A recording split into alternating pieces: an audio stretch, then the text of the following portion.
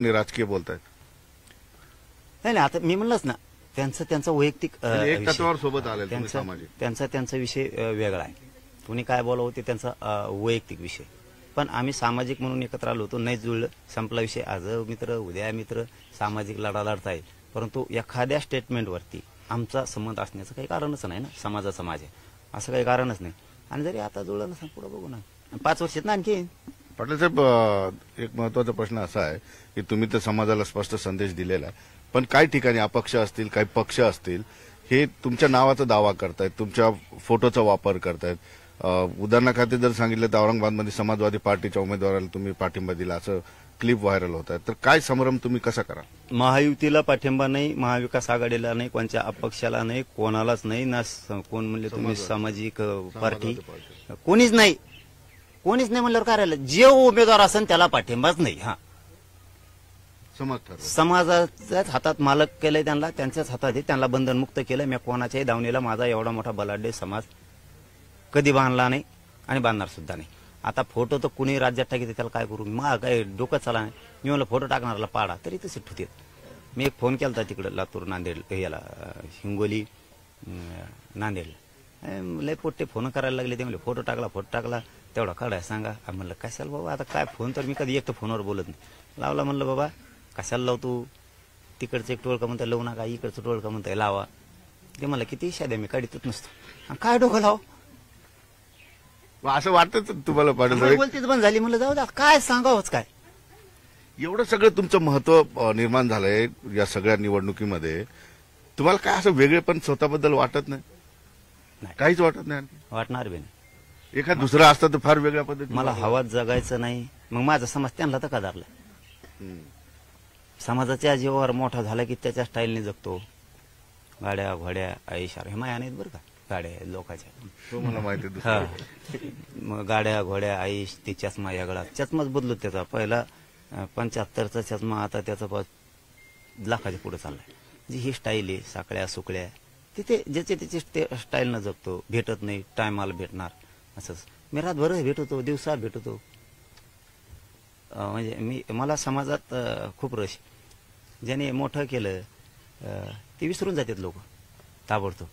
मग त्यांच्या स्टाईलने उत्तर देणार, अभ्यासक जे काय असेल ते सोयीनुसार. मी सोयीनुसार नाही करीत, मी समाजाच्या सोयीनुसार वागतो. आता समाज मोकळा सोडलाय ना, ऐकला का? कुठं पुन्हा दावणीला बांधला का? बंधन मुक्त केला. मालक तू ये, तुझ्या मताचा तूच मतदान करायचं. संकटात समाज सोडला. मी सांगितलं समजा आमक्याला करा, झालं संकट उभा त्याच्यावर, त्याला ज्याला करायचं त्याला करण ना.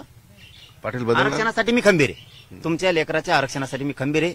सरकार स्थापन झालं की शक्यतो जानेवारीच्या पहिल्याच आठवड्यात सामूहिक आमरण उपोषण सुरू होणार. महाराष्ट्रातले घराघरातले पोरं येणार. शेवटचे फाईट आणायचे. 1.5 वर्ष झालं बसलो होतो आम्ही. मग ते 50 बसो, 1000 बसो, नाही 1 लाख पोरं बसो, एकदाच होणार सामूहिक. आणि ते बी अंतराळीत होणार. महाराष्ट्रातल्या कुठल्याही गावात उपोषण होणार नाही. एका जागेवर सगळेजण बसणार. मराठी शांत आहेत ना, त्यांना शांतच राहून द्यायचं. त्यांचे जर शॅप्टर पाय दिला ना, त्यांच्या जर पायावर पाय एखाद्याने दिला, ते इतकं बेकार आहे, कोणाचाच बापाला भेट नाही. सरकार फिरकर त्याच्या पुढे चिल्लार आहेत. आणि तुम्हाला सांगतो कोणाचं येऊ दे, चॅलेंज म्हणून आम्ही उभा आहेत, गुडघ्यावर टेकणार आम्ही त्याला. पण पाटील साहेब, मी सहज विचारतो तुम्हाला, तुम्ही म्हटलंय की मी बदलणार नाही. आज 5 वर्षानंतर मी तुम्हाला भेटलं तर पाटील कसे राहतील माझ्यासमोर उभे? असं तुम्हाला डांबराने हिंडल्याला दिसत. येड्या बाबळीत कुठं बी राना वनात कुणी यावा आणि काम करून घेऊन जावं. माया मागं जरी बोलले ना सोशल मीडियावर, याच्यावर त्याच्यावर, मीडियात, तरी मला राग नाही आणत मी. कारण मग आहे ना ती माझ्या जातीचं आहे. माझं मी बोलत नाही, उत्तर नाही देत. तुम्ही बघा माझ्याजवळ दुसरं असताना मला सांगा तुम्ही ते माझ्याबद्दल सोशल मीडियावर लिहिते. उदाहरणार्थ उगा धरून चलाव. त्याच्याकडे जेवढे लोक आहेत तेवढे माझ्याकडे असतील का नाही? एक साधं उदाहरण. त्याच्याकडे त्याच्यापेक्षा तो दुप्पट चौपट असतील, पण त्याचे एवढेच धरू आपण.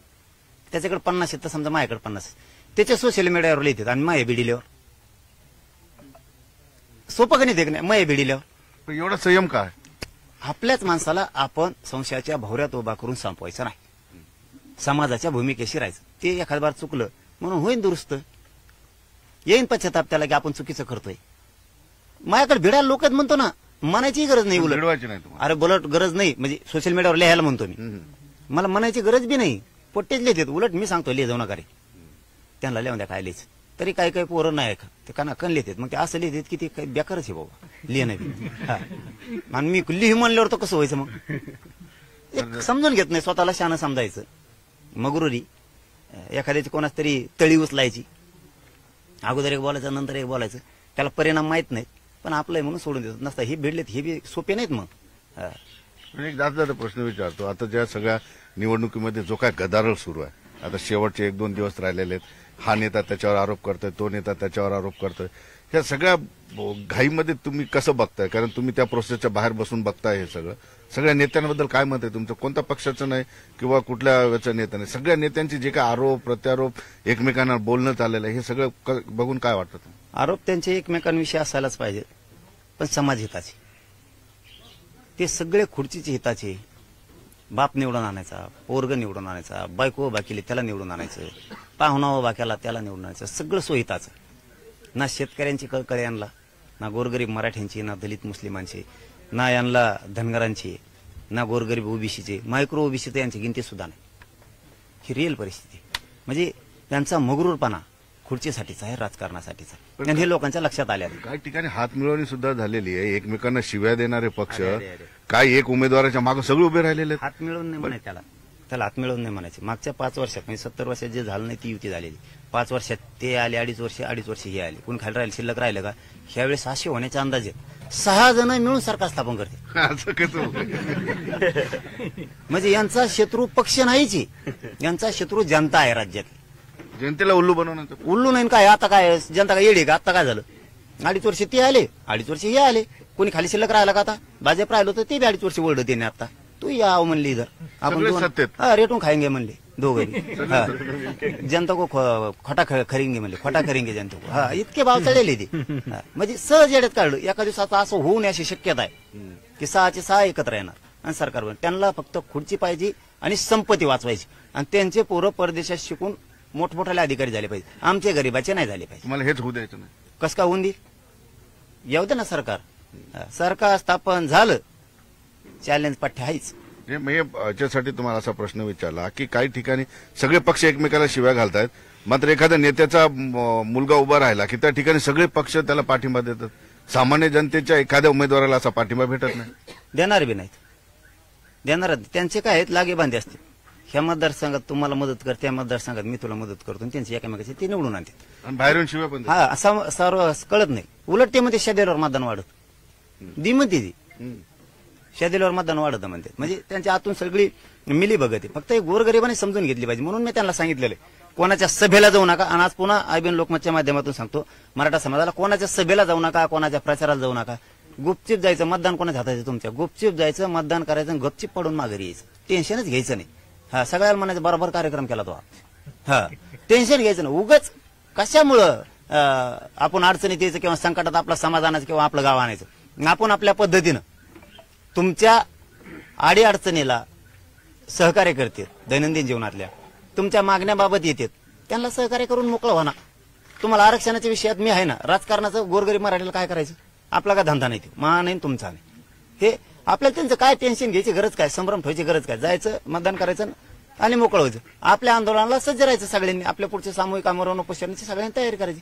गावाची गावं इकडे. तुम्ही निवडणुकीच्या प्रोसेसमध्ये नसलात तरी बारीक नजर आहे सगळी हा सगळ्यांवर येईल. मग मै बी येते त्यांच्यावर. त्यांची मयूरले बारीक आहे. काय म्हणतो काय, काय म्हणतो काय. पण माझ्या पोटात जे येतेच तोंडा सुद्धा आहे. मी असं नीच विचाराचा नाही. मी त्या काही मी जे समाज सांगितलं ते शेवटपर्यंत करतो. मला एकही माणूस म्हणू शकत नाही हे मला सांगितलं होतं त्याचं काम करून. मी सांगू शकत नाही तसं. मग तर एक प्रकारे प्रचारच करतोय. मग मी ते नाही करणार. मी कधीच नाही. मला आरक्षण महत्वाचं आहे आणि ते मिळवणारे समाज झालेला अन्याय कधीच विसरू शकत नाही. आरक्षणाला विरोध करणाऱ्याला विसरू शकत नाही कधीच. कारण डोळ्यासमोर लेकरं ठेवा हे मी त्यांना सांगितलेलं. पहिल्याने भाषणातून सांगत होतो, आता मीडियातून सांगतो. एकूण एकच आहे का? काय बदल केलाय? माझं शरीर नाही साथ देत जास्त आता. त्याच्यामुळे मला पुढची तयारी करावी लागते. कारण सरळच सांगतो मराठा समाजाला, कोणाचं सरकार आलं तरी आपल्याला लढावं लागेल का नाही? पाटील तोच प्रश्न मी तुम्हाला. संघर्ष आम्हाला करावा लागेल का नाही? मला जीव जाळावं लागणार आहे आणि माझ्या समाजात सुद्धा जीव जाळावंच लागणार आहे. मग आपली तयारी केली बरी ना. कुणी आलं तरी आपल्याला लढावंच लागणार आहे. असं थोडंच आहे. तेव्हा आला की लगेच त्याने बांधून आणलं तिकडे गठवड्यात आणि म्हणलं हा धरा आहे तुमचं आरक्षण. लढा चालू ठेवा लागणार. लढा वच लागणार आहे आणि मी लढणार सुद्धा आहे आणि आरक्षण ओबीसीतूनच घेणार. पण तुम्ही बोलताना एका प्रश्नाला असं बोललात की मला असं वाटलं मी जातो की काय, म्हणजे मरतो की काय, ही भावना काय येते तुमच्यामध्ये? नाही जाऊ दे, त्या विषयात काय होतंय, मला समाजापर्यंत माझ्या वेदना नाही न्यायच्या. परिस्थिती वाईट आहे. शेवटी 8-15 दिवस गेले की इतक्या वेदना आहेत ना माझ्या वेदना मला व्हायला लागला ना, माझा त्रास माझ्या समाजाला नाही सहन. तुम्ही उपचार का नाही करत? चालूच आहेत ना आता, डॉक्टर इथं बसूनच आहेत. त्यामुळं मला जाऊ त्या विषयात ना मला बोलायचंच नाही, कारण माझ्यासाठी माझा हा समाज विषय नाही. काढला की तुम्ही भावनिक होता पाटील. समाज मला तुमचं- वेदनाच लय आहेत. मला खरं सांगतो, माझं एक तर शरीर बारीक, भारदस्त नाहीये, म्हणून ते सहन करण्याची ताकद माझ्यात नाही. आणि त्या इतक्या भयान वेदना होत्यात ना, त्या वेदना असं वाटतं की मी जातोय की काय, कारण मी लय वेदना आहेत मला. मी लय थोड्या दिवसाचा आहे समाजाचा माझ्या. मला म्हणून त्या विषयात हातच नका घालू, कारण मी तिकडे गेलो की माझ्या समाजाला लगेच इतका त्रास होतो ना, भयंकर त्रास होतो माझ्या समाजाला. आणि समाज माझा त्रास सहन नाही करू शकत आणि मी समाजाचा नाही करू शकत. त्यामुळे ते आता त्याला नाविलाज आहे. ते उपोषणामुळे माझं शरीर मला साथच देत नाही. मी काय करू शकतो? पण माझे लेकरं डोळ्यासमोर दिसतात मराठ्यांचे माझ्या, की यांना माझ्याकडूनच अपेक्षा राजकारणाच्या पलीकडची. तर मी काय करू शकत नाही. मला सारखे बघा, इथं सलाईन लावायला लागते, इकडं पण लावल्यात. माझी वाईट परिस्थिती आहे. पण मी आता कुटुंबच माझं समाज आहे. मला समाजशिवाय नाही दिसत काय. मी स्वार्थी नीच असतो तर मागच काही कमवून बाजूला बसलो. मला समाजाच्या जीवावरती मॅनेज व्हायचं नाही, गद्दारी नाही करायची. मला समाजच मोठा करायचा आणि आरक्षणातून माझा समाज मोठा होणार आहे हे मला पक्का माहिती. राजकारणातून नाही होणार. मला माझा गोरगरीब पाहिजे, बाकी काय नाही. त्याची शान मला वाढवायची, त्याच्यावर संकट नाही येऊ द्यायचं. ते मला प्रचंड वेदना आहेत. खरंच मी असं वाटतं एका दिवशी अंग दुखायला लागल्यावर, हाडकं दुखायला लागल्यावर की जातोय की काय, मी माझ्या समाजात राहील की नाही. तर माझ्यासाठी माझा समाज लय महत्वाचा आहे भाऊ, राजकारण नाही माझ्यासाठी महत्वाचं. पाटील, तुम्ही चांगल्या लोकांना झुकवलं, कधी तुमच्या डोळ्यात आसू येत नाही, पण समाजाचा विषय आला की तुमच्या डोळ्यात आसू येत. तर मी सांगितलं ना, मला माझ्यावर लय माया करतो माझा समाज, अति समाज माया करतो. त्यांनी कधीच कोणावर विश्वास नाही टाकला, पण माझ्यावर इतका टाकला की ती स्वतःच्या लेकरापेक्षा जास्त. आणि मग मी जर खानदानी रक्त आहे माझं, मी मराठ्यांचा आहे, तर त्यांच्या मुलापेक्षा जास्त माझ्याकडून अपेक्षा असतील तर त्या मी पूर्ण केल्या पाहिजेत. कोणाचं तरी एखाद्याचं पैसे घ्यावा, मॅनेज व्हावा, पद घ्यावा, हे नाही शोभत मला. मी कोणचं लेकरू आहे त्यांचं? त्यांनी मला काय केलं समाज मी जिकडे जायचं तिकडं रस्त्यावर ते दिवसभर उभा राहतो वाट बघत येणारे, म्हणून मला नाही वाया जाऊ द्यायचं. ते काय नाही पदात, त्याच्यात काहीच नाही, राजकारणात काही नाही. 4 दिवस हे दुश्मनी आहेत, दुफळी निर्माण होईल म्हणून मी राजकारणात सुद्धा नाही उतरलो. मला माझ्या समाजाला आरक्षण देऊन लेकरं मला अधिकारीच केलेलं बघायचं आणि ते बघणार. मी मरणार पण मग गाठणार. एवढं मोठं कठोर उपोषण मी आता माझ्या समाजासाठी करणार. समाजाच्या लेकराला आरक्षणाशिवाय पर्याय नाही. पाटील, समाजाला तुमची गरज आहे, तुमची समाजाला गरज आहे, तुम्ही समाजासाठी लढणारच आहात. ही डोळ्यातून अश्रू आलं की बरेच लोकांना वाटतं की माणूस दुबळा झाला की काय, पण असं इथे दिसत नाही. भावनिक नातं आहे. पण तुमच्यावर काय ताणतणाव आहे ज्याच्यामुळे जास्त तुम्ही आणखी खचून जाताय? काय खचून जाण्याची? मी कोणालाच भेट नाही, बेव मायापाशी नाही. मी कोणाच्या दबावाला, कोणाच्या गुंडगिरीला, कोणाच्या दादागिरीला, कोणाच्या झुंडशाहीला याला आडो बांधून फेकतो. क्षेत्रीय मराठा आहे. मरायला लढायला कधीच येत, मरायला लढायला कधी भेट. माझ्या जिंदगीत मला टेन्शन कवच आलेलं नाही आणि येणार सुद्धा नाही. फक्त शरीराच्या वेदना सुरू झाल्या की मी मात्र लोकांना मारताना नाही का लेकरं दिसते. मला वेदना सुरू झाल्या की लगेच समाज दिसायला चालू होतो. मी जर अर्धवट हे लढा राहिला तर समाजाचे काय हाल होते, जसं आपण लेकराचे कसे हाल होते म्हणतो तसं मी माझ्या समाजाचे किती हाल होते. मग समाजाला कशी दिशा मिळायची, समाज माझा मोठा कसा व्हायचा. माझं गरिबांचं लय अवघड आहे. हे असले ते बाकीचं तर काढूच नका, ते मी असं रोज कोलितो. निश्चित. पण या ठिकाणी पाटलांनी सांगितले की ज्याच्यावर दुःखाचा डोंगर कोसळला त्यांच्याकडे सांत्वनपर भेट आहे, मात्र ज्या ठिकाणी जातील त्याच्यावर सुद्धा दुःखाचा डोंगर कोसळू शकतो, कारण पाटलांची भेट साधीसुधी नाही. सुधीर जाधव सह सिद्धार्थ गोदाम, न्यूज 18 लोकमत, आंतरवाली, सराट. मनोज जरांगे पाटील आज येवल्याच्या दौऱ्यावर आहेत. येवल्याचा दौरा म्हटलं की आपल्याला मागचं सगळं भांडण आठवतं. मात्र ही भेट सांत्वनपर आहे असं जाहीर केलेलं आहे. मात्र कुणाला तरी त्या ठिकाणी टेन्शन आलेलं आहे. याच विषयी बोलण्यासाठी माझ्यासोबत जरांगे पाटील. पाटील साहेब, तुमचा दौरा, तुम्ही इथून सराटीतून बाहेर पडायचं म्हणलं की कुणाला ताण येतो. आता तर तुम्ही थेट येवल्यात चाललाय. जेवलं चाललं म्हणजे काय, ते गोरगरीब जनतेचं जेवलं आहे. कोणाची काय जागीर आहे का, कोणाच्या बापाची? मी चाललोय तिथं सचिन भाईच्या आजी एक्सपायर झालेल्या आहेत. त्या बिचाऱ्याला दुःख झालेलं आहे. आम्ही सातबरोबर दुःखात भेट द्यायला तिथं चाललोय. बाकी काहीच नाही. आणि उद्या पण जाणार आहे बीडला. उद्या आमचे बीड तालुक्यातले, बीड जिल्ह्यातले पिंगळे भैया म्हणून आहेत, त्यांचं मराठा आरक्षणासाठी बलिदान गेलंय. त्या कुटुंबियांनाही उद्या दुपारी मी भेट देण्यासाठी जाणार आहे. तुमची सांत्वनपर भेट जरी असली तर तुमचं पाऊल ज्या मतदारसंघामध्ये पडेल तिथले बरेच उमेदवार अगदी ताणतणावात येऊन जातात. त्याला मी काय करू आता? मी जातो ते वरगडत त्याला मी काय करू? मी जातो, मग जाऊ बी नाही का मी? आता मी काय करू त्याला? मी काहीच करू शकत नाही. नीट राहायचं ना, मग नीट कामं करायची, नीट राहायचं, नीट वागायचं गोरगरिबासंग. कशाला मग असं आपट्यानं वरगड्या होत्या? नीट राहायचं. पण आज मी येवल्यात जाताना अनेक गावात भेटी आहे तुमच्या.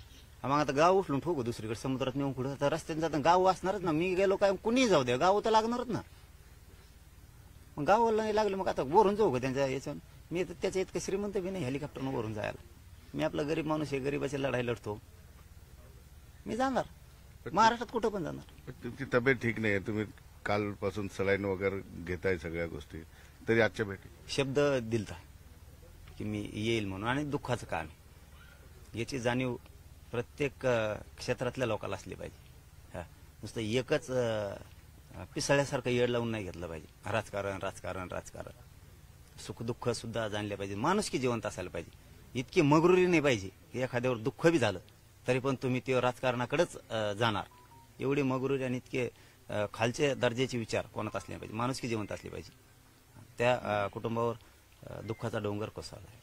तिथं भेटीला चाललोय. उद्याही बीडला चाललोय की बीड जिल्ह्यातल्या बांधवांना आत्महत्या केली बलिदानासाठी. त्या कुटुंबावरती किती संकट आलंय तिथेही भेट द्यायला मला जेवढी शक्य होतं तेवढं मी करतो. पाटील, तुम्ही विधानसभेबद्दल सगळी भूमिका स्पष्ट केली, समाजाला संदेश दिला, त्यानंतर थोडे शांत दिसत आहे. नाही शांत कुठे? बोलत नाही काही कुठं आता धनाधन सुरू पाडा म्हणतोय खपाखप. आणखीन काय बोलायला पाहिजे? खपाखप पाडा म्हणतोय, आणखीन काय बोलायला पाहिजे? ढिला पडतोय का कुठं? नाही. एक खरं आहे की माझं शरीर मला लय साथ नाही देत. लय वेदना आहेत मला भयंकर. ते आता नाही दाखवत. मला 8-15 दिवसाला असं वाटतं की कधी जातोय का काय समाज. मला फक्त समाज आठवतो. जसे लेकर आईबापाला आठवतात तसं मला माझा मायबाप समाज आठवतो लगेच. म्हणजे अर्धवट होऊ नये असं वाटतं मला. एकदा 100% आरक्षण द्यावं. आनंदात मरण मी, हसत मरण. मग ते त्रास होत होता, त्याला काय नाकारता येत नाही कोणाला. पण हा टोकाचा विचार काय येतोय? नाही, मला इथंच मरायचंय आणि इथंच जगायचंय. गोरगरिबांच्या सुखादुःखातच राहायचंय मला. नसतं आता बोलतो मी कुंकड काही घेऊन कुंकड गेलो असतो. श्रीमंती, पैसा, संपत्ती अंतिम नाही. अंतिम ते नाही, सत्यच नाही. ते अंतिम सत्य पैसा, संपत्ती, गाड्या घोड्या हे अंतिम सत्य नाही. गोरगरिबाच्या वेदना, दुःख हे अंतिम आहे. काल एक मुलगी आली होती 11वीची. बीडला ते हमाली करतायत. जमीन आहे 4 गुंठे, एकर नाही. प्रमाणपत्र निघालं. मुलींना सायन्सला ऍडमिशन घेतलेलं आहे. प्रमाणपत्र निघाले इथं आले. काय आनंद होता ना त्यांच्या चेहऱ्यावरती. ती मुलगी सांगत होती मी शिकूच शकत नव्हते बाबाच्या हमालीवर. माझी इच्छा अधिकारी होण्याची, मी होऊ शकत नव्हते आणि झाले पण नसते कधीच. पण आता हे प्रमाणपत्र निघालं, मी शिकू पण शकते आणि अधिकारी पण होऊ शकते. तिला इंजिनियर व्हायचं, ती म्हणते मी होऊ शकते. माझ्या बापाच्या पाठीवरचं दारिद्र्याचं जे पोत्याचं ओझं आहे हमालीचं, ते मला उतरायचं. हे स्वप्न साकार करायचं माझं समाजाचं. आईबाप शेतात कामं करतात, रात्रंदिवस साप, इचू, काटा, अंधार, लाईट आहे नाही काय बघत नाही. त्या बापानं आईनं स्वप्न बघितलेलं आहे माझी लेक, माझं पोरग अधिकारी झालं पाहिजे, खूप शिकलं पाहिजे, परदेशात शिकायला गेलं पाहिजे, ते अधिकारी होऊन घरी आलं पाहिजे. आईबापाच्या चेहऱ्यावर एवढा आनंद असतो पोरग तिकडून नोकरीवर इकडे आल्यावर. ते कशातच मोजता येत, कशातच. ते सर्वोच्च आनंद असतो जीवनातला. माझा तोच प्रश्न होता की विधानसभेमध्ये तुम्ही जर एक भूमिका घेऊन उतरला असतात किंग मेकर ठरला असतात, सरकार तुमच्याशिवाय बनू शकलं नसतं, तो आनंदापेक्षा तुम्हाला अगदी जे उदाहरण सांगितलं गोरगरिबाच्या चेहऱ्यावरचा आनंद महत्वाचा वाटतो जास्त? म्हणूनच लात मारली नाही, 1 मिनिटात डोक्यातून काढून टाकलं राजकारण ही 4 दिवसाची जत्रा आहे. ही एकदा संपली कोण कोणाला विचारत नाही, उमेदवार सापडत नाही, आमदार झालेला सापडत नाही, कोणी सापडत नाही. आपलेच लोक आपल्याला एकमेकाला सापडते सुखादुखात आणि मदतीला कळालं की धावून जाते. हे लोक नाही येत, यांसाठी का डोकं फोडायचं आपण? गरीबाच्या चेहऱ्याचा आनंद महत्वाचा. मला राजकारणापेक्षा आरक्षण महत्वाचं. मी पाथर्डीला जाताना कोरडगावमध्ये एक कुटुंब भेटलं मला, शेतकरी पळत आलं होतं शेतात. त्यांचा मुलगा कलेक्टर झाला प्रमाणपत्रावर, आणि ते म्हणले लई दिवसांनी वाट बघत होत, पण आम्ही नाही येऊ शकत तुमच्यापर्यंत, मोटरसायकल अमकं तमकं. त्यांचा चेहरा सांगत होता, नव्हतं येऊ शकत, पण आम्हाला कळलं तुम्ही इथून चालले, आम्ही सकाळपासून वाट बघत होतो. म्हणजे हे करायचं, आमचं समीकरण जुळलं नाही हो, नाही तर यांना ते निताळात कोण ठेवलं नसतं. आणि आमचं समीकरण नुसती हुकलं. मग गरीबाला मी आधार करणार, दुसऱ्याच्या जीवावरती गरीबाला आधार नाही होऊ शकत. ते करायचं तर करतील, नाही तर नाही. पण आपलं असलं की ते आपलंच असतं, आपलं समीकरण असतं, आपल्या लोकांनी आपल्यासाठी काम केलं असतं, पण ते जुळलं नाही. आणि उगाच लोक पाडून समाजाचा अपमान करणं, असे काळजाला लागते ना असे शब्द बोलले असते, एका जातीवर जर मी उभा केले असते, परडे असते तर असे खौट शब्द बोलतात खेड्यात, काळजाला लागते ना असे टोमणे मारते. माझा समाज चटणी भाकर खातो, स्वाभिमानानं जगतो. त्याला 5 वर्ष खाली मान घालावं लागली असती, 5 वर्ष. मी ती होऊ नाही दिली. मी माझ्या समाजाची इज्जत प्रतिष्ठा वाढवण्याचं काम करतोय. लोकांना आता राजकारणाची येड लागले, त्याला मी काय करू? हा संभ्रम लोकांनी राहायला नाही पाहिजे अजिबात. आणि गोरगरीब समाज संभ्रमात नाहीये. हे जे कार्यकर्ते आहेत ना, महायुतीचे, महाविकास आघाडीचे, अमक्याचे तमक्याचे, हे कोणी कोणी उभा राहिलेले, फॉर्म मागं नाही घेतलेले, हे संभ्रम करतात. हे काय म्हणतात माहितीये का? हे राजकीय पोरं की गावात लोक दर्शनाला मंदिरापाशी आले, पारावर बसले, तर हे हळूच म्हणतात आपल्या पाटलाचा आदेश नाही आला राव. म्हणजे बघा, ते मला म्हणतात आपल्या पाटलाचा, म्हणजे जसं काय मी त्यांचा आहे. आणि गोरगरीबापाशी म्हणतात, मग गोरगरीबाला काय वाटतं? हो ना राव, आणखीन आदेशच नाही आला. हे संभ्रम करायला लागलेत. हे माकडं येत नाही दलाल, हे संभ्रम करायला लागले. हे 4-2 टोळके बसतात गावात, हे यांचे 2-3 आणि त्यांचे 2-3, आणि लोकांना कन्फ्युज करतात. गरीब लोकांना माहिती, मी सरळ सांगितलं ना, रपारप पाडा, संपला विषय. समीकरणाचा विषय बोललात तुम्ही, जे सज्जाद नोमानी यांच्यासोबत तुम्ही काय काळ तुमचा संवाद राहिला होता, सोबत जाण्याचा तुम्ही निर्णय घेतला होता. त्या नोमानींनी काल वादग्रस्त वक्तव्य केलेलं, त्याच्याबद्दल काय म्हणाल तुम्ही? मी नाही ऐकलं काय केलंय.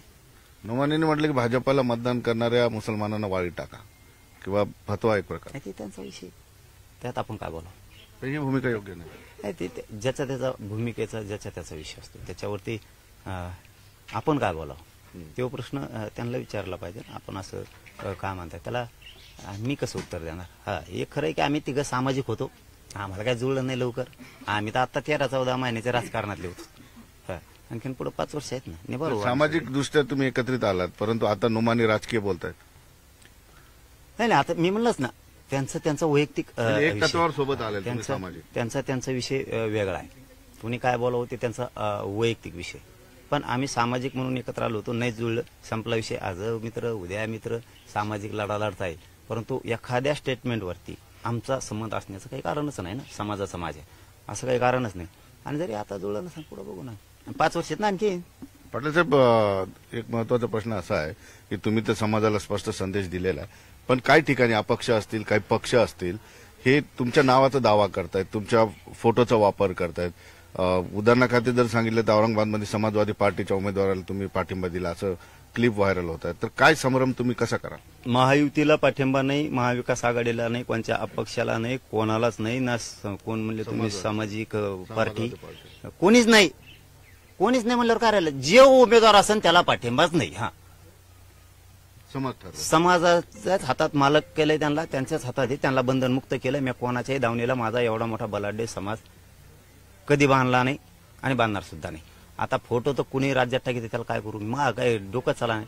मी म्हणलं फोटो टाकणाराला पाडा, तरी तसे ठुते. मी एक फोन केला तिकडे लातूर, नांदेड, याला हिंगोली, नांदेडला. लय पोट्टे फोन करायला लागले. ते म्हणले फोटो टाकला तेवढा काढाय सांगा. म्हणलं कशाला बाबा, आता काय फोन तर मी कधी एक तर फोनवर बोलत नाही. लावला म्हणलं बाबा कशाला लावतो, तिकडचं एक टोळका म्हणताय लावू नका, इकडचं टोळका म्हणताय लावा. ते मला किती शाद्या मी काढीतच नसतो, काय डोकं लाव. असं वाटतं तुम्हाला पाटील? बोलतेच बंद झाली. म्हणलं जाऊ द्या, काय सांगावंच काय. एवढं सगळं तुमचं महत्व निर्माण झालंय या सगळ्या निवडणुकीमध्ये, तुम्हाला काय असं वेगळेपण स्वतःबद्दल वाटत नाही? नाही. काहीच वाटत नाही आणखी? वाटणार बी नाही. एखाद दुसरा असता तर फार वेगळ्या पद्धतीने मला वाटलं. हवात जगायचं नाही, मग माझा समाज त्यांना तर का धरला? हम्म. समाजाच्या जीवावर मोठा झाला की त्याच्या स्टाईलने जगतो. गाड्या घोड्या आयुष्यावर हे माया नाहीत बरं का, गाड्या आहेत लोकांच्या. तो मला माहिती आहे हा दुसरं. मग गाड्या घोड्या आईश ते चष्मा या गळा चष्माच बदलू त्याचा. पहिला 75चा चष्मा, आता त्याचा 1,00,000च्या पुढे चाललाय. जी ही स्टाईल आहे, साकळ्या सुकळ्या, तिथे ज्याचे त्याची स्टाईलनं जगतो. भेटत नाही, टायमाला भेटणार असंच. मी रातभर भेटतो, दिवसा भेटतो. म्हणजे मला समाजात खूप रस आहे. ज्याने मोठं केलं ते विसरून जातात लोक ताबडतोब. मग त्यांच्या स्टाईलने उत्तर देणार अभ्यासक जे काय असेल ते जे ते सोयीनुसार. मी सोयीनुसार नाही करीत, मी समाजाच्या सोयीनुसार वागतो. आता समाज मोकळा सोडलाय ना, ऐकला का? कुठं कुणा दावणीला बांधला का? बंधन मुक्त केला. मालक तू ये, तुझ्या मताचा तूच मतदान करायचं. संकटात समाज सोडला. मी सांगितलं समजा आमक्याला करा, झालं का संकट उभा त्याच्यावर? त्याला ज्याला करायचं त्याला करण ना. पाटील बदल आरक्षणासाठी मी खंबीर आहे. तुमच्या लेकराच्या आरक्षणासाठी मी खंबीर आहे. सरकार स्थापन झालं की शक्यतो जानेवारीच्या पहिल्याच आठवड्यात सामूहिक आमरण उपोषण सुरू होणार. महाराष्ट्रातले घराघरातले पोरं येणार. शेवटचे फाईट आणायचे 1.5 वर्ष झालं बसलो होतो आम्ही. मग ते 50 बसो, 1000 बसो, नाही 1,00,000 पोरं बसो, एकदाच होणार सामूहिक आणि ते बी अंतराळित होणार. महाराष्ट्रातल्या कुठल्याही गावात उपोषण होणार नाही. एका जागेवर सगळेजण बसणार. मराठी शांत आहेत ना, त्यांना शांतच राहून द्यायचं. त्यांच्या जर शॅप्टर पाय दिला ना, त्यांच्या जर पायावर पाय एखाद्याने दिला ते इतकं बेकार आहे, कोणाचाच बापाला भेट नाही. सरकार फेरकर त्याच्या पुढे चिल्लार आहेत. आणि तुम्हाला सांगतो कोणाचं येऊ दे, चॅलेंज म्हणून आम्ही उभा आहेत, गुडघ्यावर टेकणार आम्ही त्याला. पण पाटील साहेब, मी सहज विचारतो तुम्हाला, तुम्ही म्हटलंय की मी बदलणार नाही. आज 5 वर्षानंतर मी तुम्हाला भेटलं तर पाटील कसे राहतील माझ्या समोर उभे? असं तुम्हाला डांबराने हिंडल्याला दिसत येड्या बाबळीत कुठं बी राना वनात कुणी यावा आणि काम करून घेऊन जावं. माया मागं जरी बोलले ना सोशल मीडियावर, याच्यावर त्याच्यावर, मीडियात, तरी मला राग नाही आणत मी. कारण मग आहे ना ती माझ्या जातीचं आहे. माझं मी बोलत नाही, उत्तर नाही देत. पण बघा माझ्याजवळ दुसरं असताना मला सांगा तुम्ही ते माझ्याबद्दल सोशल मीडियावर लिहिते. उदाहरणार्थ उगा धरून चलो, त्याच्याकडे जेवढे लोक आहेत तेवढे माझ्याकडे बी असतील का नाही? एक साधं उदाहरण. त्याच्याकडे त्याच्यापेक्षा तो दुप्पट चौपट असतील, पण त्याचे एवढेच धरू आपण. त्याच्याकडे 50 आहेत तर समजा माझ्याकडे 50, त्याच्या सोशल मीडियावर लिहितात आणि माया बिडिल्यावर सोपं का नाही देख नाही माया बिडिल्यावर. एवढा संयम काय? आपल्याच माणसाला आपण संशयाच्या भोवऱ्यात उभा करून संपवायचं नाही. समाजाच्या भूमिकेशी राहायचं. ते एखाद बार चुकलं म्हणून होईन दुरुस्त, येईन पश्चाताप त्याला की आपण चुकीचं करतोय. माझ्याकडे भिडायला लोक आहेत म्हणतो ना, म्हणायची गरज नाही. उलट भिडवायची नाही तुम्हाला. अरे बोलट गरज नाही, म्हणजे सोशल मीडियावर लिहायला म्हणतो मी. मला म्हणायची गरज बी नाही. पोट्टेच लिहितात. उलट मी सांगतो लिहि जाऊ नका रे, त्यांना लिहून द्या काय लिहायचं. तरी काही काही पोरं नाही का ते कण लिहितात. मग ते असं लिहितात की ते काही बेकारच आहे बाबा लिहिणं बी. आणि मी लिहि म्हणल्यावर तर कसं व्हायचं? मग एक समजून घेत नाही, स्वतःला शहाणं समजायचं. मगरुरी एखाद्याची कोणाच तरी तळी उचलायची, अगोदर एक बोलायचं नंतर एक बोलायचं, त्याला परिणाम माहित नाही, पण आपलंय म्हणून सोडून देतात. नसता हे भिडलेत, हे बी सोपे नाहीत. मग एक जाता प्रश्न विचारतो. आता ज्या सगळ्या निवडणुकीमध्ये जो काय गदारोळ सुरू आहे, आता शेवटचे 1-2 दिवस राहिलेले आहेत. हा नेता त्याच्यावर आरोप करतोय, तो नेता त्याच्यावर आरोप करतोय. ह्या सगळ्या घाईमध्ये तुम्ही कसं बघताय? कारण तुम्ही त्या प्रोसेसच्या बाहेर बसून बघताय हे सगळं. सगळ्या नेत्यांबद्दल काय मत आहे तुमचं? कोणत्या पक्षाचं नाही किंवा कुठल्या याचं नेता नाही, सगळ्या नेत्यांचे जे काय आरोप प्रत्यारोप एकमेकांना बोलणं चाललेलं आहे, हे सगळं बघून काय वाटतं तुम्हाला? आरोप त्यांचे एकमेकांविषयी असायलाच पाहिजेत, पण समाज हिताचे. ते सगळे खुर्चीचे हिताचे. बाप निवडून आणायचा, पोरग निवडून आणायचा, बायको उभा केली त्याला निवडून आणायचं, पाहुणा उभा केला त्याला निवडून आणायचं, सगळं सोयीताचं. ना शेतकऱ्यांची कळकळ यांना, ना गोरगरीब मराठ्यांची, ना दलित मुस्लिमांची, ना यांना धनगरांची, ना गोरगरीब ओबीसीचे, मायक्रो ओबीसी तर यांची गिनती सुद्धा नाही. ही रिअल परिस्थिती. म्हणजे त्यांचा मगरूरपणा खुर्चीसाठीचा आहे, राजकारणासाठीचा. आणि हे लोकांच्या लक्षात आले. काही ठिकाणी हात मिळवणी सुद्धा झालेली आहे. एकमेकांना शिव्या देणारे पक्ष, काय एक उमेदवाराच्या मागे सगळे उभे राहिलेले आहेत. हात मिळवून नाही म्हणायचं त्याला हात मिळवून नाही म्हणायचे. मागच्या 5 वर्षात म्हणजे 70 वर्षात जे झालं नाही ती युती झालेली. 5 वर्षात ते आले, 2.5 वर्ष हे आले. कोण खाली राहिले, शिल्लक राहिलं का? ह्यावेळेस 600 होण्याचे अंदाज आहेत. 6 जण मिळून सरकार स्थापन करते. असं कसं? म्हणजे यांचा शत्रू पक्ष नाहीच, यांचा शत्रू जनता आहे राज्यात. जनतेला उल्लू बनवण्याचं. उल्लू नाही काय? आता काय जनता काय येडी का? आता काय झालं? 2.5 वर्ष ते आले, 2.5 वर्ष हे आले.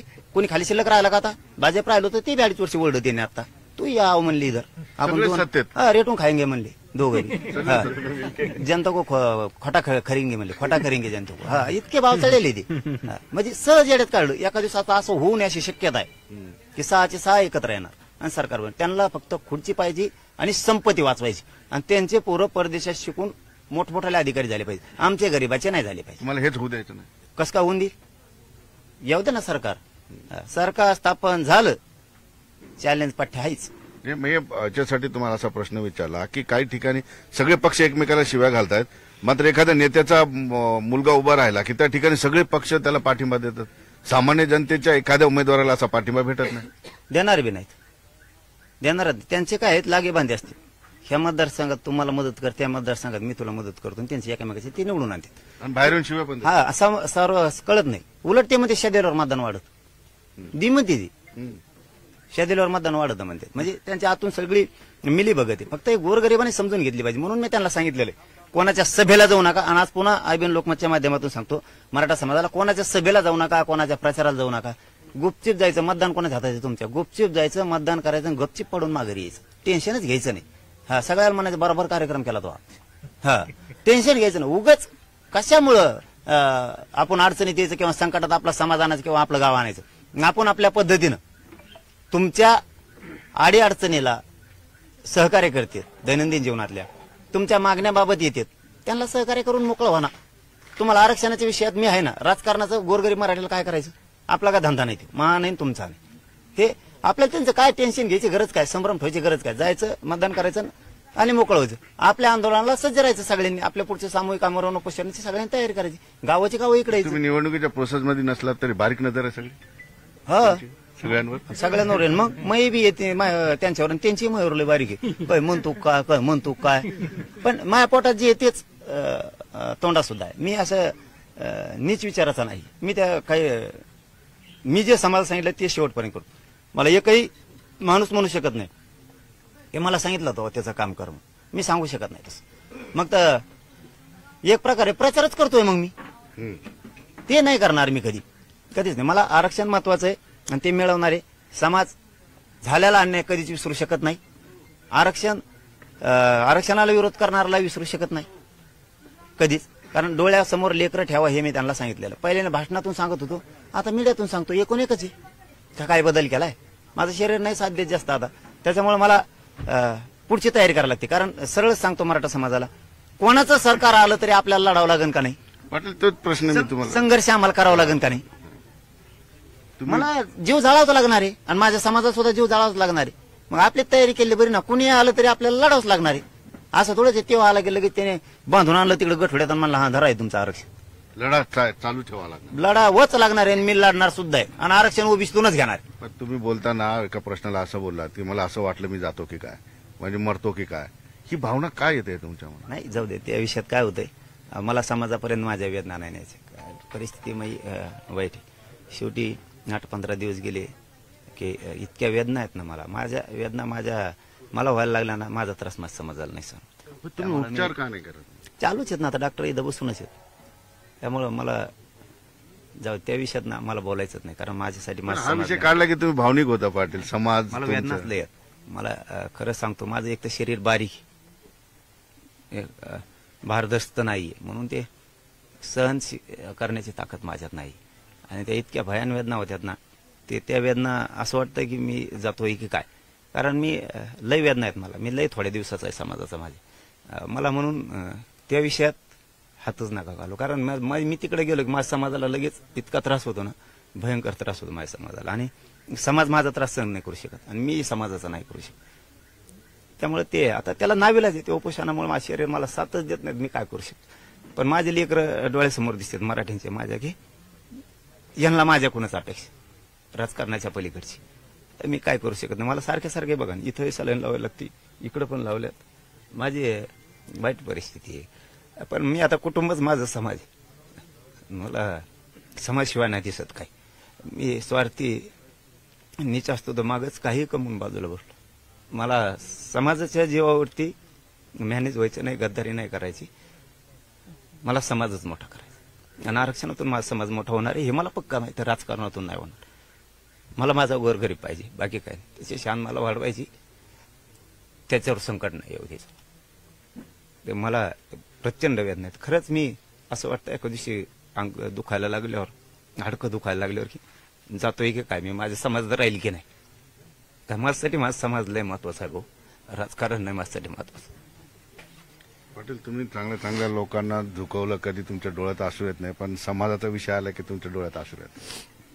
तर मी सांगितलं ना, मला माझ्यावर लय माया करतो माझा समाज, अति समाज माया करतो.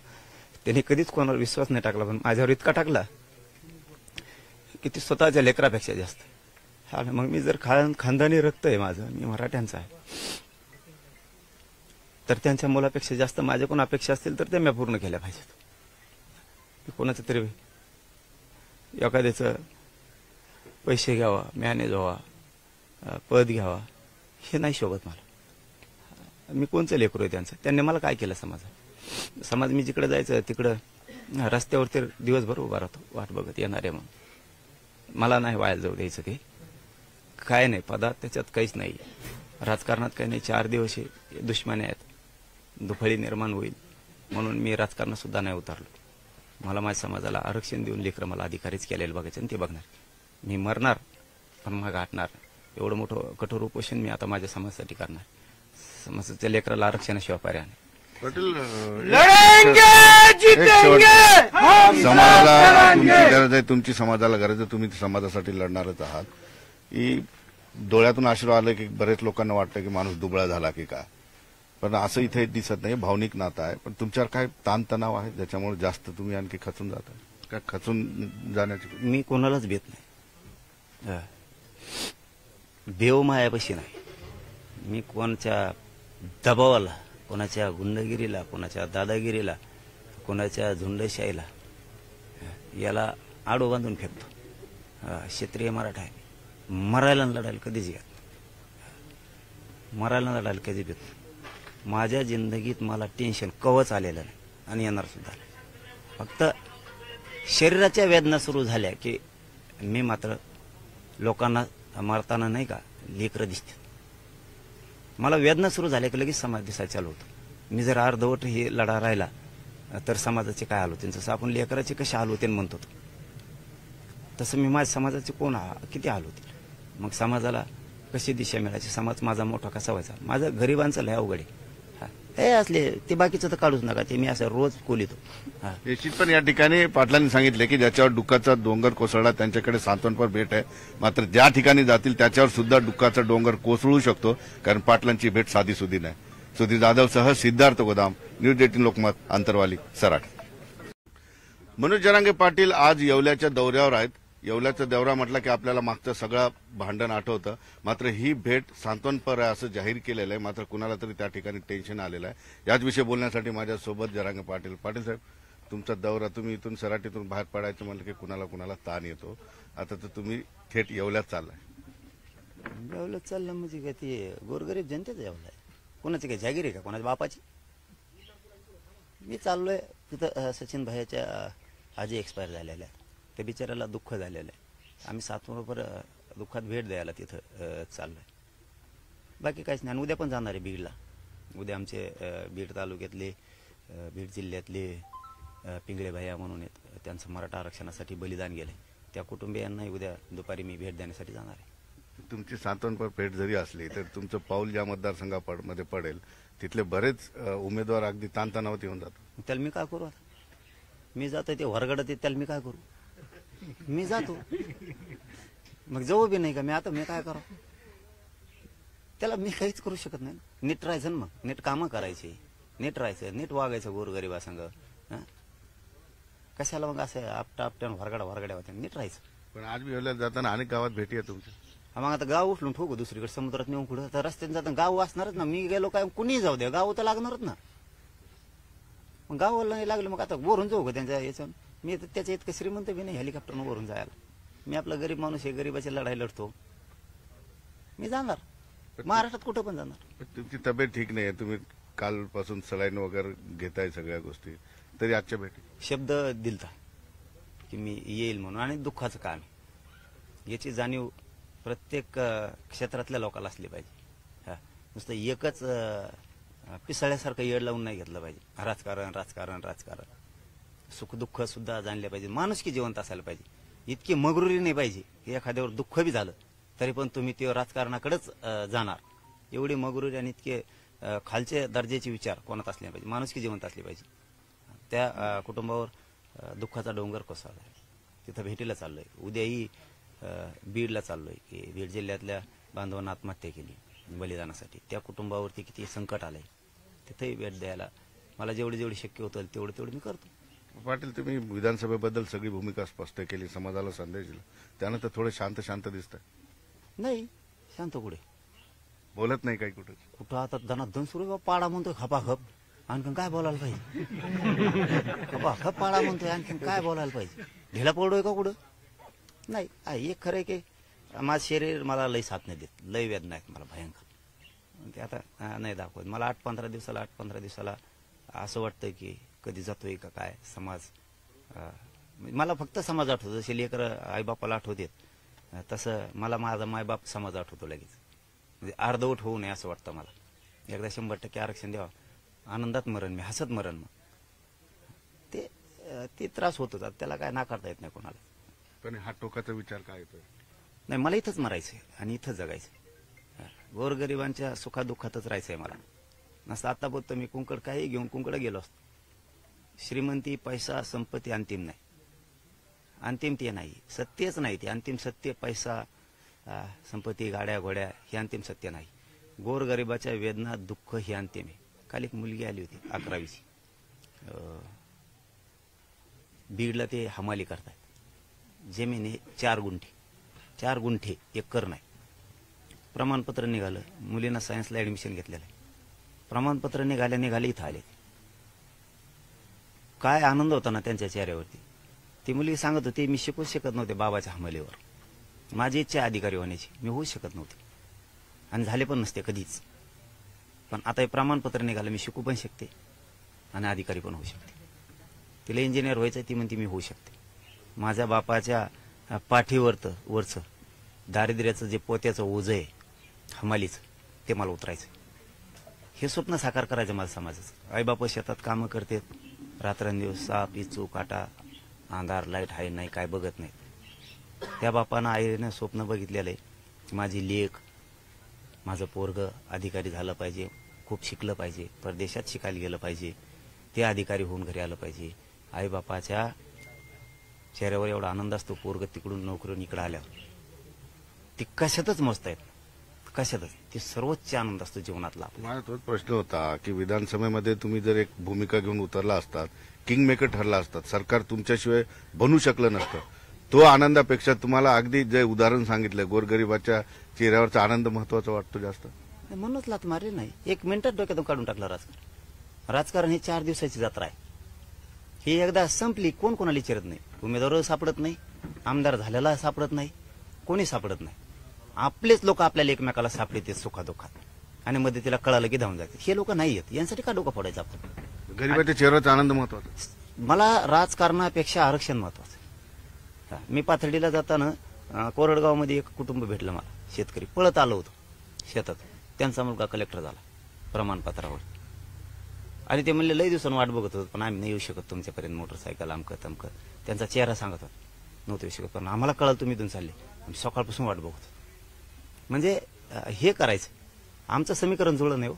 नाही तर यांना ते निताळात कोण ठेवलं नसतं. आणि आमचं समीकरण नव्हती हुकलं. मग गरीबाला मी आधार करणार. दुसऱ्याच्या जीवावरती गरीबाला आधार नाही होऊ शकत. ते करायचं तर करतील नाही तर नाही. पण आपलं असलं की ते आपलंच असतं. आपलं समीकरण असतं. आपल्या लोकांनी आपल्यासाठी काम केलं असतं. पण ते जुळलं नाही आणि उगाच लोक पाडून समाजाचा अपमान करणं. असे काळजाला लागते ना असे शब्द बोलले असते. एका जातीवर जर मी उभा केले असते पळडे असते तर असे खौट शब्द बोलतात खेड्यात. काळजाला लागते ना असे टोमणे मारते.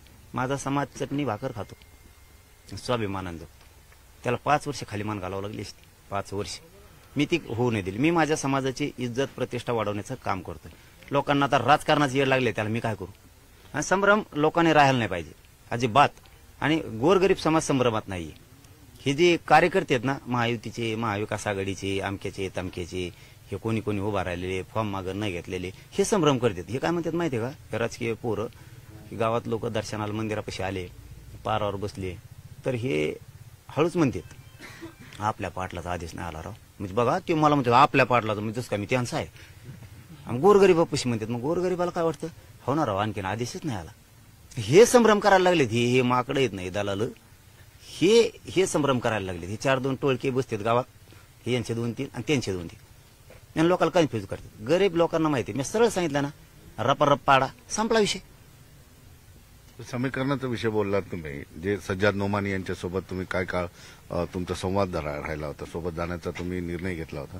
त्या नोमानींनी काल वादग्रस्त वक्तव्य केलेलं आहे, त्याच्याबद्दल काय म्हणाल तुम्ही? मी नाही ऐकलं काय केलंय.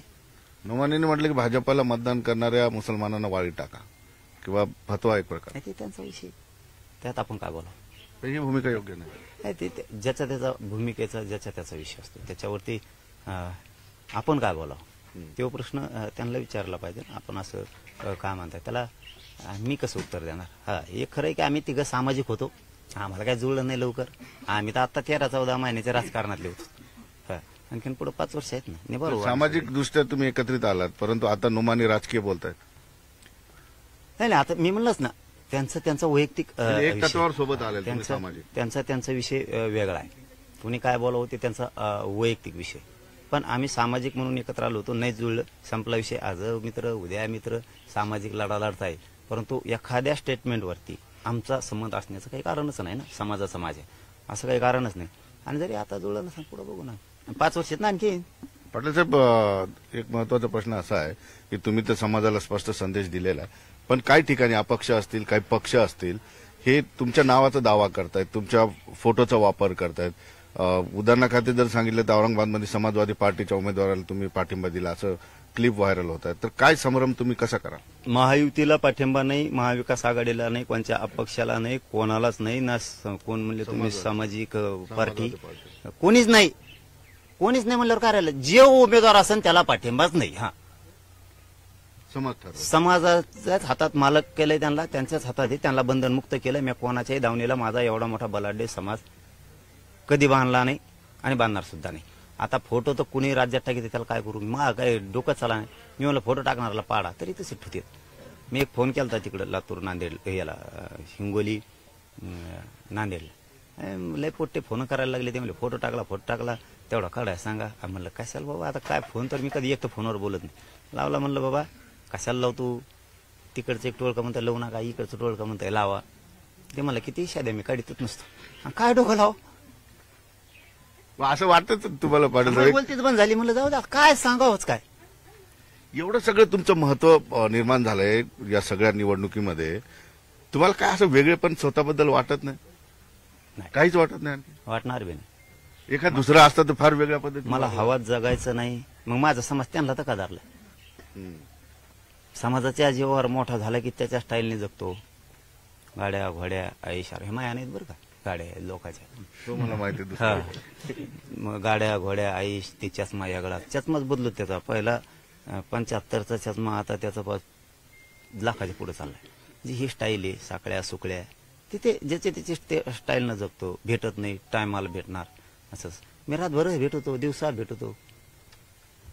म्हणजे मला समाजात खूप रस. ज्याने मोठं केलं ते विसरून जातात लोक ताबडतोब.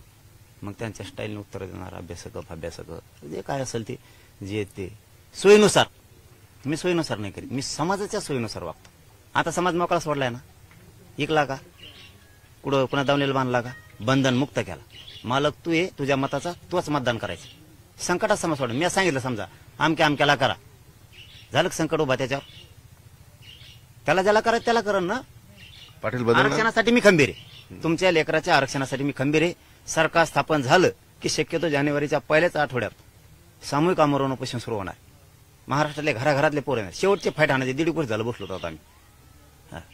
मग ते 50 बसो, 1000 बसो, नाही 1 लाख पोरं बसो, एकदाच होणार सामूहिक, आणि ते बी अंतराळित होणार. महाराष्ट्रातल्या कुठल्याही गावात उपोषण होणार नाही, एका जागेवर सगळेजण बसणार.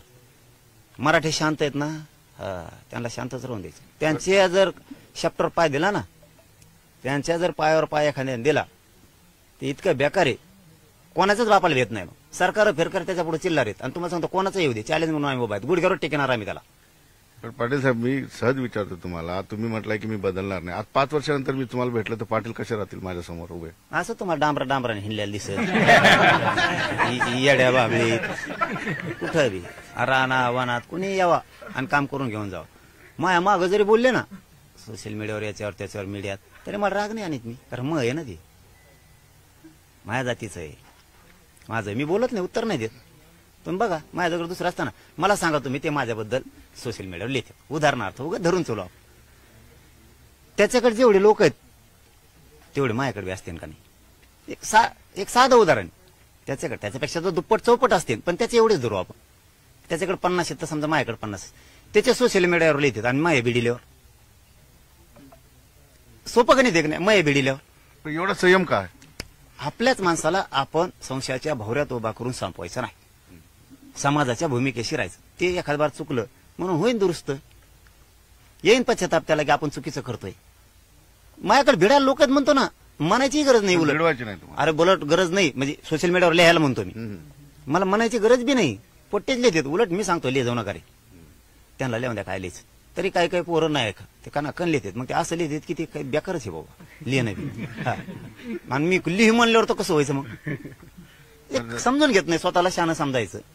मगरुरी एखाद्याची कोणाच तरी तळी उचलायची, अगोदर एक बोलायचं नंतर एक बोलायचं, त्याला परिणाम माहित नाहीत, पण आपलं म्हणून सोडून देतात. नसता हे भिडलेत हे बी सोपे नाहीत. मग एक जाता प्रश्न विचारतो, आता ज्या सगळ्या निवडणुकीमध्ये जो काय गदारोळ सुरू आहे, आता शेवटचे 1-2 दिवस राहिलेले आहेत, हा नेता त्याच्यावर आरोप करतोय, तो नेता त्याच्यावर आरोप करतोय, या सगळ्या घाईमध्ये तुम्ही कसं बघताय? कारण तुम्ही त्या प्रोसेसच्या बाहेर बसून बघताय हे सगळं.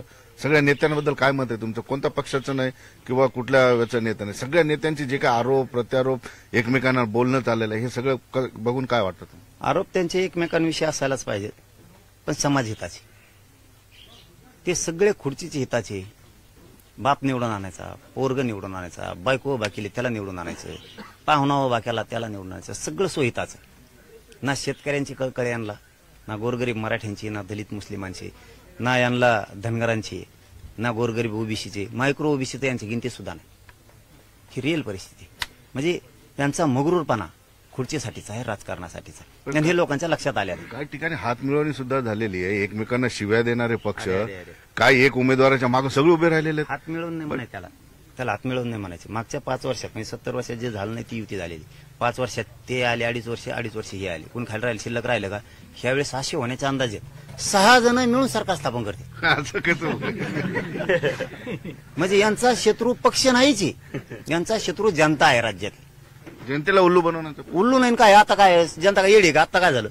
2.5 वर्ष ते आले, 2.5 वर्ष हे आले, कोणी खाली शिल्लक राहिला का? आता भाजप राहिलो तर ते 2.5 वर्ष ओरडत येणे. आता तू या म्हणली इधर आपण रेटून खाएंगे म्हणले दोघे.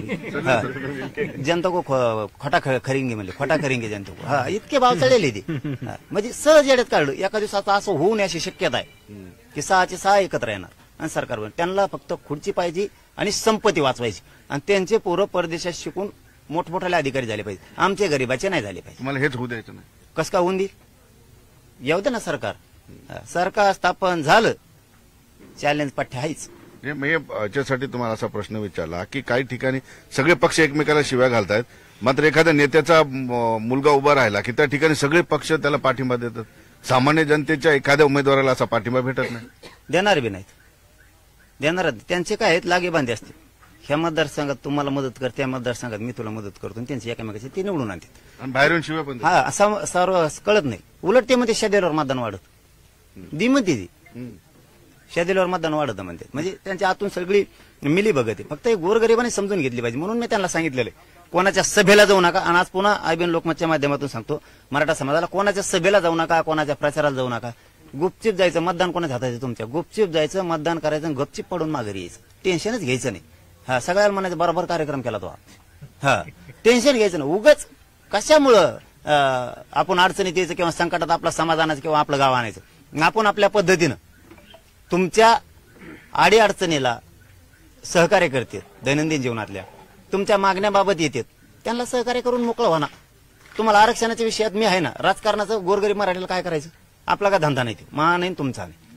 हे आपल्याला त्यांचं काय टेन्शन घ्यायची गरज काय, संभ्रम ठेवायची गरज काय, जायचं मतदान करायचं आणि मोकळं व्हायचं. आपल्या आंदोलनाला सज्ज राहायचं सगळ्यांनी, आपल्या पुढच्या सामूहिक आमरण उपोषणाची सगळ्यांनी तयारी करायची, गावाची गावं इकडे यायची. तुम्ही निवडणुकीच्या प्रोसेसमध्ये नसलात तरी बारीक नजर आहे सगळी हा सगळ्यांवर. सगळ्यांवर येईल. मग मै बी येते त्यांच्यावर आणि त्यांची मयूरले बारीक आहे, काय म्हणतो काय म्हणतो काय, पण माझ्या पोटात जे येतेच तोंडा सुद्धा आहे. मी असं नीच विचाराचा नाही. मी त्या काही मी जे समाज सांगितलं ते शेवटपर्यंत करतो.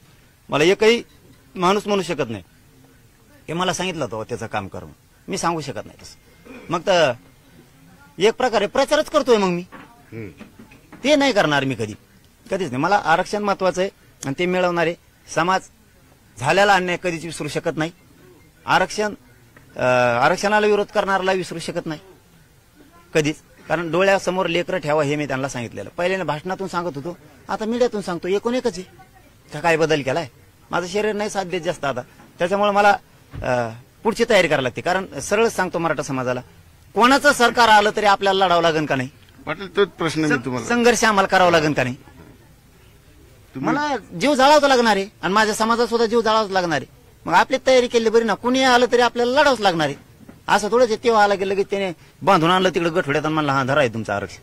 लढा चालू ठेवा लागणार, लढावंच लागणार आहे. मी लढणार सुद्धा आहे आणि आरक्षण ओबीसीतूनच घेणार. पण तुम्ही बोलताना एका प्रश्नाला असं बोललात की मला असं वाटलं मी जातो की काय, म्हणजे मरतो की काय, ही भावना काय येते तुमच्या मनात? नाही, जाऊ दे. त्या विषयात काय होतंय, मला समाजापर्यंत माझ्या वेदना नाही न्यायच्या. परिस्थिती वाईट आहे.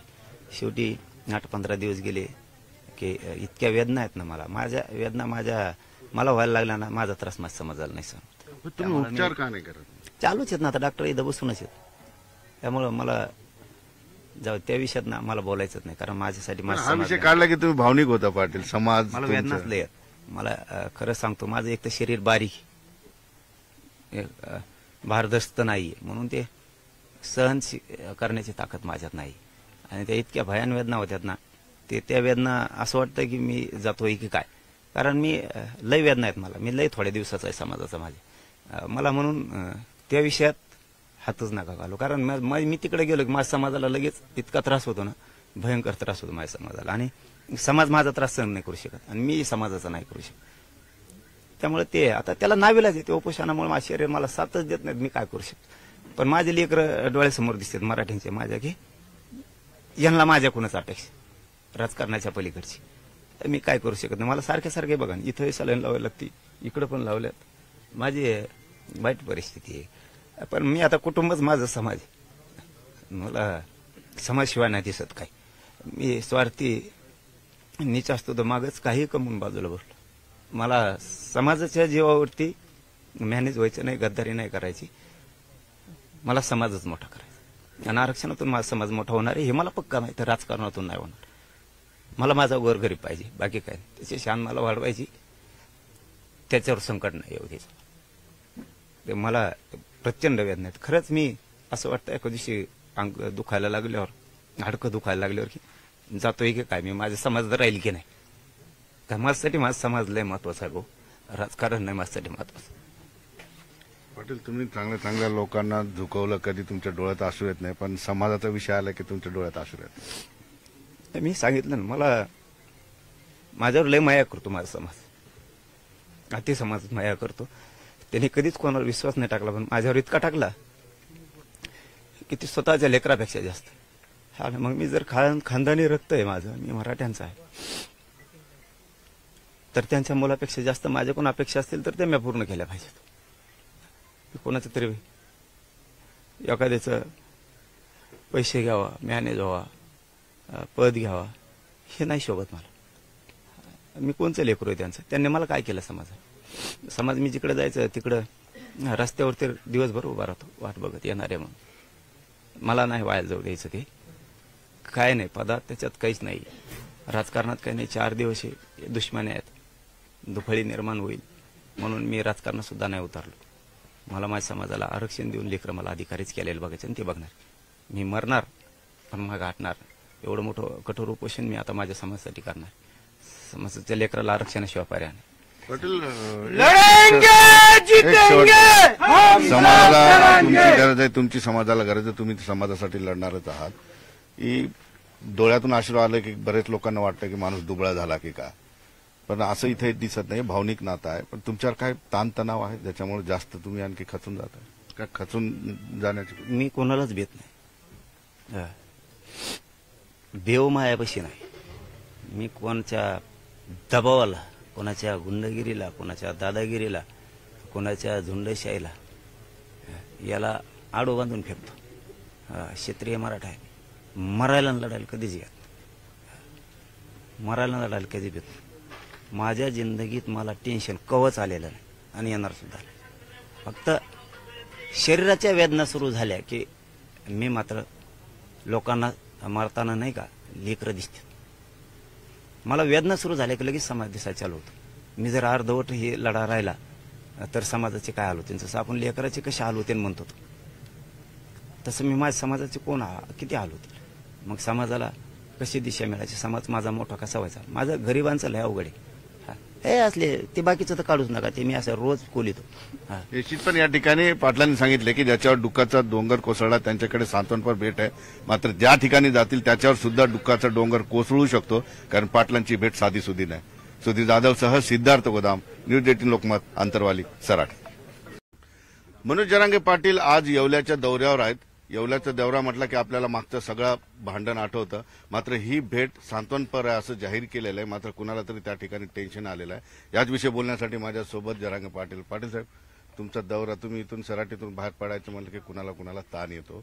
आता तर तुम्ही थेट येवल्यात चाललाय. येवल्यात चाललं म्हणजे काय, ते गोरगरीब जनतेच येवला आहे. कोणाची काय जागीर आहे का, कोणाच्या बापाची? मी चाललोय तिथं सचिन भाईच्या आजी एक्सपायर झालेल्या आहे. त्या बिचाऱ्याला दुःख झालेलं आहे. आम्ही सातबरोबर दुःखात भेट द्यायला तिथं चाललोय. बाकी काहीच नाही. उद्या पण जाणार आहे बीडला.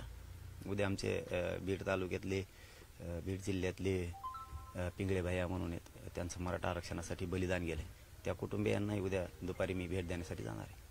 तुमची सांत्वनपर भेट जरी असली तर तुमचं पाऊल ज्या मतदारसंघामध्ये पडेल तिथले बरेच उमेदवार अगदी ताणतणावात येऊन जातात. त्याला मी काय करू आता?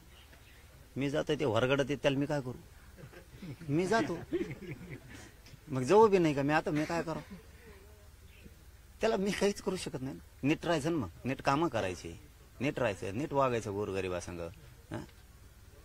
कशाला मग असं आपट्यान वरगड्या होत्या? नीट राहायचं. पण आज मी येवल्यात जाताना अनेक गावात भेटी आहे तुमच्या. मग आता गाव उचलून ठोकू दुसरीकडे, समुद्रात नेऊन कुठं? तर रस्त्याने जाताना गाव असणारच ना. मी गेलो काय, कुणीही जाऊ द्या, गाव तर लागणारच ना. मग गावाला नाही लागलं, मग आता वरून जाऊ का त्यांच्या याच्या? मी तर त्याच्या इतकं श्रीमंत बी नाही हेलिकॉप्टरनं वरून जायला. मी आपला गरीब माणूस आहे, गरीबाची लढाई लढतो. मी जाणार महाराष्ट्रात कुठं पण जाणार. तुमची तब्येत ठीक नाही आहे, तुम्ही कालपासून सलाईन वगैरे घेताय सगळ्या गोष्टी, तरी आजच्या भेटी शब्द दिलता की मी येईल म्हणून. आणि दुःखाचं काम आहे याची जाणीव प्रत्येक क्षेत्रातल्या लोकांना असली पाहिजे. नुसतं एकच पिसाळ्यासारखं येड लावून नाही घेतलं पाहिजे. राजकारण राजकारण राजकारण. सुखदुःख सुद्धा जाणले पाहिजे. माणुसकी जिवंत असायला पाहिजे. इतकी मगरुरी नाही पाहिजे की एखाद्यावर दुःख बी झालं तरी पण तुम्ही ते राजकारणाकडेच जाणार. एवढी मगरुरी आणि इतके खालचे दर्जाचे विचार कोणात असले पाहिजे. माणुसकी जिवंत असली पाहिजे. त्या कुटुंबावर दुःखाचा डोंगर कोसळलाय. तिथं भेटीला चाललोय. उद्याही बीडला चाललोय की बीड जिल्ह्यातल्या बांधवांना आत्महत्या केली बलिदानासाठी. त्या कुटुंबावरती किती संकट आलंय, तिथेही भेट द्यायला मला जेवढी शक्य होतं तेवढं मी करतो. पाटील, तुम्ही विधानसभेबद्दल सगळी भूमिका स्पष्ट केली, समाजाला संदेश दिला, त्यानंतर थोडे शांत दिसत आहे. नाही शांत कुठे, बोलत नाही काही कुठं आता धनाधन सुरू पाडा म्हणतोय खपाखप. आणखीन काय बोलायला पाहिजे? खपाखप पाडा म्हणतोय, आणखीन काय बोलायला पाहिजे? ढिला पडतोय का कुठं? नाही. एक खरं आहे की माझं शरीर मला लय साथ नाही देत. लय वेदना आहेत मला भयंकर. ते आता नाही दाखवत. मला 8-15 दिवसाला असं वाटतं की कधी जातोय का काय समाज. मला फक्त समाज आठवतो. जसे लेकर आईबापाला आठवतात तसं मला माझा मायबाप समाज आठवतो लगेच. म्हणजे अर्धवट होऊ नये असं वाटतं मला. एकदा 100% आरक्षण द्यावं, आनंदात मरण, मी हसत मरण. मग ते त्रास होत होता, त्याला काय नाकारता येत नाही कोणाला. पण हा टोकाचा विचार काय येतोय? नाही, मला इथंच मरायचंय आणि इथंच जगायचंय. गोरगरिबांच्या सुखादुःखातच राहायचंय मला. नसतं आता बोलतो मी कुंकड काही घेऊन कुंकड गेलो असतो. श्रीमंती, पैसा, संपत्ती अंतिम नाही. अंतिम ते नाही, सत्यच नाही. ते अंतिम सत्य पैसा, संपत्ती, गाड्या घोड्या हे अंतिम सत्य नाही. गोरगरिबाच्या वेदना, दुःख हे अंतिम आहे. काल एक मुलगी आली होती 11वीची,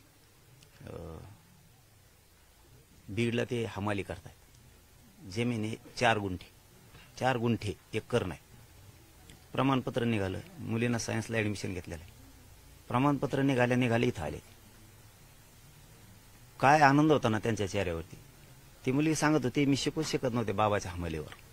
माझी इच्छा आहे अधिकारी होण्याची, मी होऊ शकत नव्हते आणि झाले पण नसते कधीच. पण आता हे प्रमाणपत्र निघालं, मी शिकू पण शकते आणि अधिकारी पण होऊ शकते. तिला इंजिनियर व्हायचं, ती म्हणते मी होऊ शकते. माझ्या बापाच्या पाठीवरचं दारिद्र्याचं जे पोत्याचं ओझं आहे हमालीचं, ते मला उतरायचं.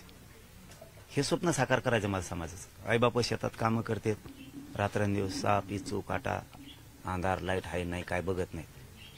त्या बापानं आईने स्वप्न बघितलेलं आहे, माझी लेक, माझं पोरगं अधिकारी झालं पाहिजे, खूप शिकलं पाहिजे, परदेशात शिकायला गेलं पाहिजे, ते अधिकारी होऊन घरी आलं पाहिजे.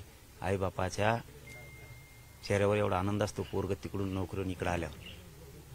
ती कशातच मोजता येत नाही, कशातच. ती सर्वोच्च आनंद असतो जीवनातला. माझा तोच प्रश्न होता की विधानसभेमध्ये तुम्ही जर एक भूमिका घेऊन उतरला असतात, किंग मेकर ठरला असतात, सरकार तुमच्याशिवाय बनू शकलं नसतं, तो आनंदापेक्षा तुम्हाला अगदी जे उदाहरण सांगितलं गोरगरिबाच्या चेहऱ्यावरचा आनंद महत्वाचा वाटतो जास्त.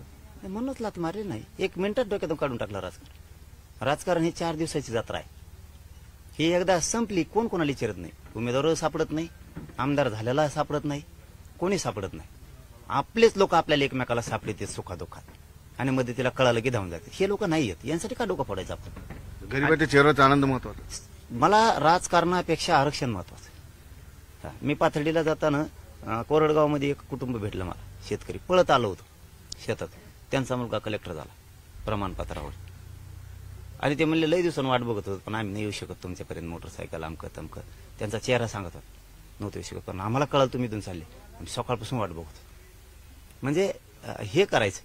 आमचं समीकरण जुळलं नाही हो, नाही तर यांना तिने तळात कोण ठेवलं नसतं. हा, आमचं समीकरण नुसती हुकलं.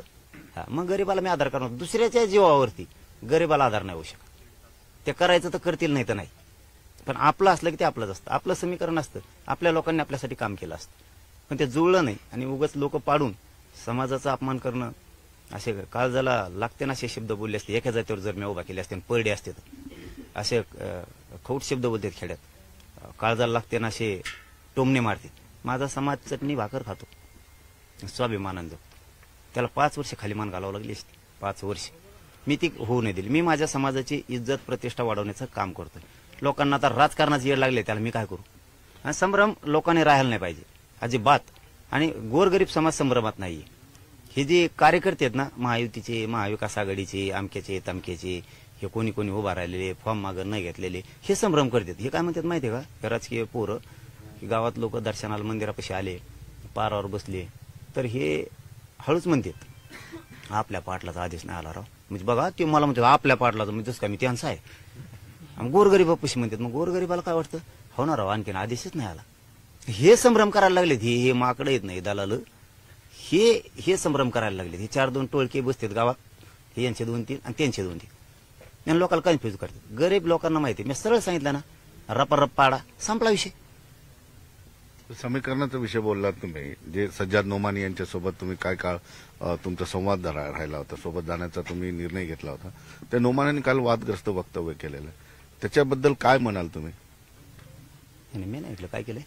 नोमानींनी म्हटलं की भाजपाला मतदान करणाऱ्या मुसलमानांना वाळी टाका, किंवा फतवा एक प्रकार. ते त्यांचा विषय, त्यात आपण काय बोला. ही भूमिका योग्य नाही. ते ज्याचा त्याचा भूमिकेचा ज्याचा त्याचा विषय असतो, त्याच्यावरती आपण काय बोलावं तो प्रश्न त्यांना विचारला पाहिजे. आपण असं काय म्हणताय त्याला मी कसं उत्तर देणार. हा, हे खरं आहे की आम्ही तिघं सामाजिक होतो, आम्हाला काय जुळलं नाही लवकर. आम्ही तर आता 13-14 महिन्याच्या राजकारणातले होतो. आणखीन पुढे 5 वर्ष आहेत ना. बरोबर, सामाजिक दृष्ट्या तुम्ही एकत्रित आलात, परंतु आता नोमानी राजकीय बोलतायत. नाही, आता मी म्हणलंच ना, त्यांचा वैयक्तिक एक तत्वावर सोबत आले त्यांचा विषय वेगळा आहे. कुणी काय बोलावं ते त्यांचा वैयक्तिक विषय. पण आम्ही सामाजिक म्हणून एकत्र आलो होतो, नाही जुळलं, संपला विषय. आज मित्र, उद्या मित्र, सामाजिक लढा लढताय. परंतु एखाद्या स्टेटमेंटवरती आमचा संबंध असण्याचं काही कारणच नाही ना. समाजाचा समाज आहे असं काही कारणच नाही. आणि जरी आता जुळलं नसेल पुढे बघू ना 5 वर्षात ना आणखी. पाटील साहेब, एक महत्वाचा प्रश्न असा आहे की तुम्ही तर समाजाला स्पष्ट संदेश दिलेला आहे, पण काही ठिकाणी अपक्ष असतील, काही पक्ष असतील, हे तुमच्या नावाचा दावा करतायत, तुमच्या फोटोचा वापर करतायत. उदाहरणाखाती जर सांगितलं तर औरंगाबादमध्ये समाजवादी पार्टीच्या उमेदवाराला तुम्ही पाठिंबा दिला असं क्लिप व्हायरल होत आहे. तर काय संभ्रम तुम्ही कसा करा? महायुतीला पाठिंबा नाही, महाविकास आघाडीला नाही, कोणत्या अपक्षाला नाही, कोणालाच नाही ना.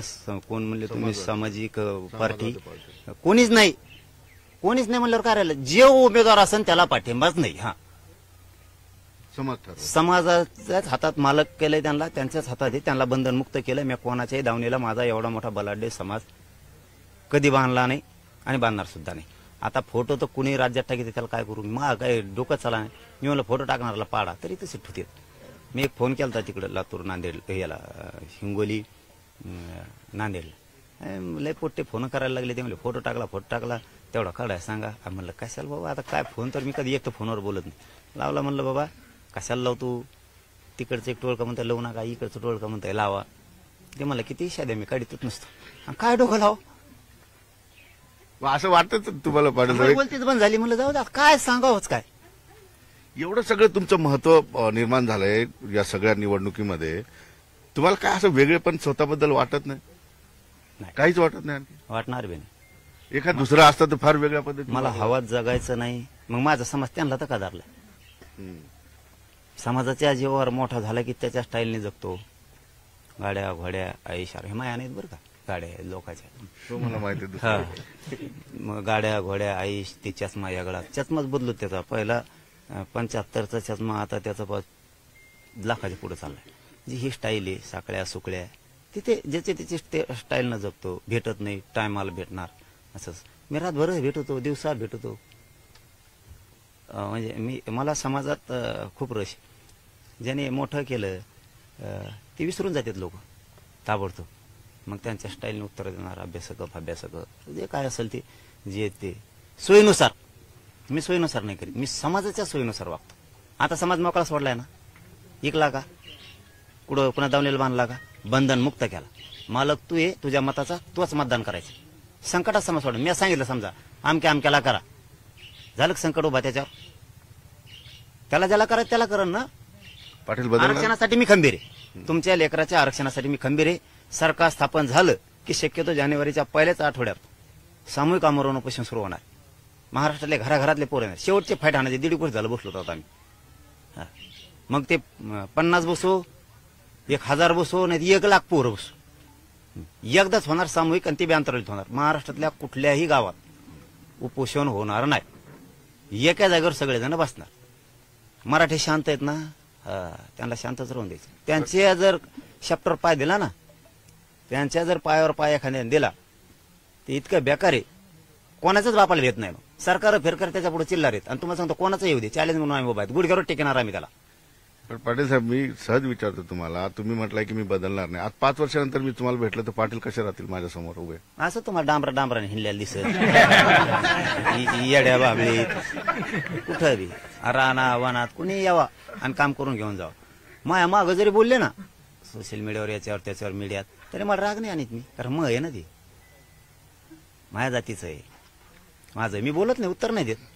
तुम्ही बघा, माझ्याजवळ दुसरं असताना मला सांगा तुम्ही, ते माझ्याबद्दल सोशल मीडियावर लिहितात. उदाहरणार्थ उगा धरून चलाव. त्याच्याकडे जेवढे लोक आहेत तेवढे माझ्याकडे असतील का नाही? एक साधं उदाहरण. त्याच्याकडे त्याच्यापेक्षा तो दुप्पट चौपट असतील, पण त्याचे एवढेच धरू आपण. त्याच्याकडे 50 आहेत तर समजा माझ्याकडे 50. त्याच्या सोशल मीडियावर लिहितात आणि माया बिडिल्यावर सोपं का नाही देख नाही. माया बिडिल्यावर एवढा संयम काय? आपल्याच माणसाला आपण संशयाच्या भोवऱ्यात उभा करून संपवायचं नाही. समाजाच्या भूमिकेशी राहायचं. ते एखाद बार चुकलं म्हणून होईन दुरुस्त, येईन पश्चाताप त्याला की आपण चुकीचं करतोय. माझ्याकडे भिडायला लोक आहेत म्हणतो ना, म्हणायची गरज नाही. भिडवायची नाही तुम्हाला. अरे बोलत गरज नाही, म्हणजे सोशल मीडियावर लिहायला म्हणतो मी. मला म्हणायची गरज बी नाही. पोट्टेच लिहितात. उलट मी सांगतो लिहि जाऊ नका रे, त्यांना लिहून द्या काय लिहायचं. तरी काही काही पोरं नाही का ते कण लिहितात. मग ते असं लिहितात की ते काही बेकारच आहे बाबा लिहिणं बी. आणि मी लिहि म्हणल्यावर तर कसं व्हायचं मग? एक समजून घेत नाही, स्वतःला शहाणं समजायचं. मगरुरी एखाद्याची कोणाच तरी तळी उचलायची. अगोदर एक बोलायचं, नंतर एक बोलायचं. त्याला परिणाम माहित नाहीत, पण आपलं म्हणून सोडून देतात. नसता हे भिडलेत, हे बी सोपे नाहीत. मग एक जाता प्रश्न विचारतो, आता ज्या सगळ्या निवडणुकीमध्ये जो काय गदारोळ सुरू आहे, आता शेवटचे 1-2 दिवस राहिलेले आहेत, हा नेता त्याच्यावर आरोप करतोय, तो नेता त्याच्यावर आरोप करतोय, ह्या सगळ्या घाईमध्ये तुम्ही कसं बघताय? कारण तुम्ही त्या प्रोसेसच्या बाहेर बसून बघताय हे सगळं.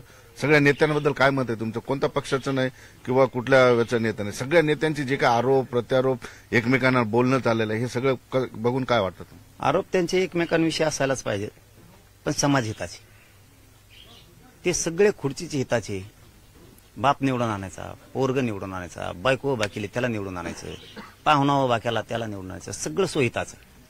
ना शेतकऱ्यांची कळकळ यांना, ना गोरगरीब मराठ्यांची, ना दलित मुस्लिमांची, ना यांना धनगरांची, ना गोरगरीब ओबीसीचे, मायक्रो ओबीसी तर यांची गिनती सुद्धा नाही. ही रिअल परिस्थिती. म्हणजे त्यांचा मगरूरपणा खुर्चीसाठीचा आहे, राजकारणासाठीचा, आणि हे लोकांच्या लक्षात आले आहे. काही ठिकाणी हातमिळवणी सुद्धा झालेली आहे, एकमेकांना शिव्या देणारे पक्ष, काय एक उमेदवाराच्या मागे सगळे उभे राहिलेले आहेत. हात मिळवून नाही म्हणायचं त्याला हात मिळवून नाही म्हणायचे. मागच्या 5 वर्षात म्हणजे 70 वर्षात जे झालं नाही ती युती झालेली. 5 वर्षात ते आले, 2.5 वर्ष हे आले, कोणी खाली राहिले, शिल्लक राहिलं का? ह्यावेळेस 600 होण्याचा अंदाज आहे. 6 जण मिळून सरकार स्थापन करते. असं कसं?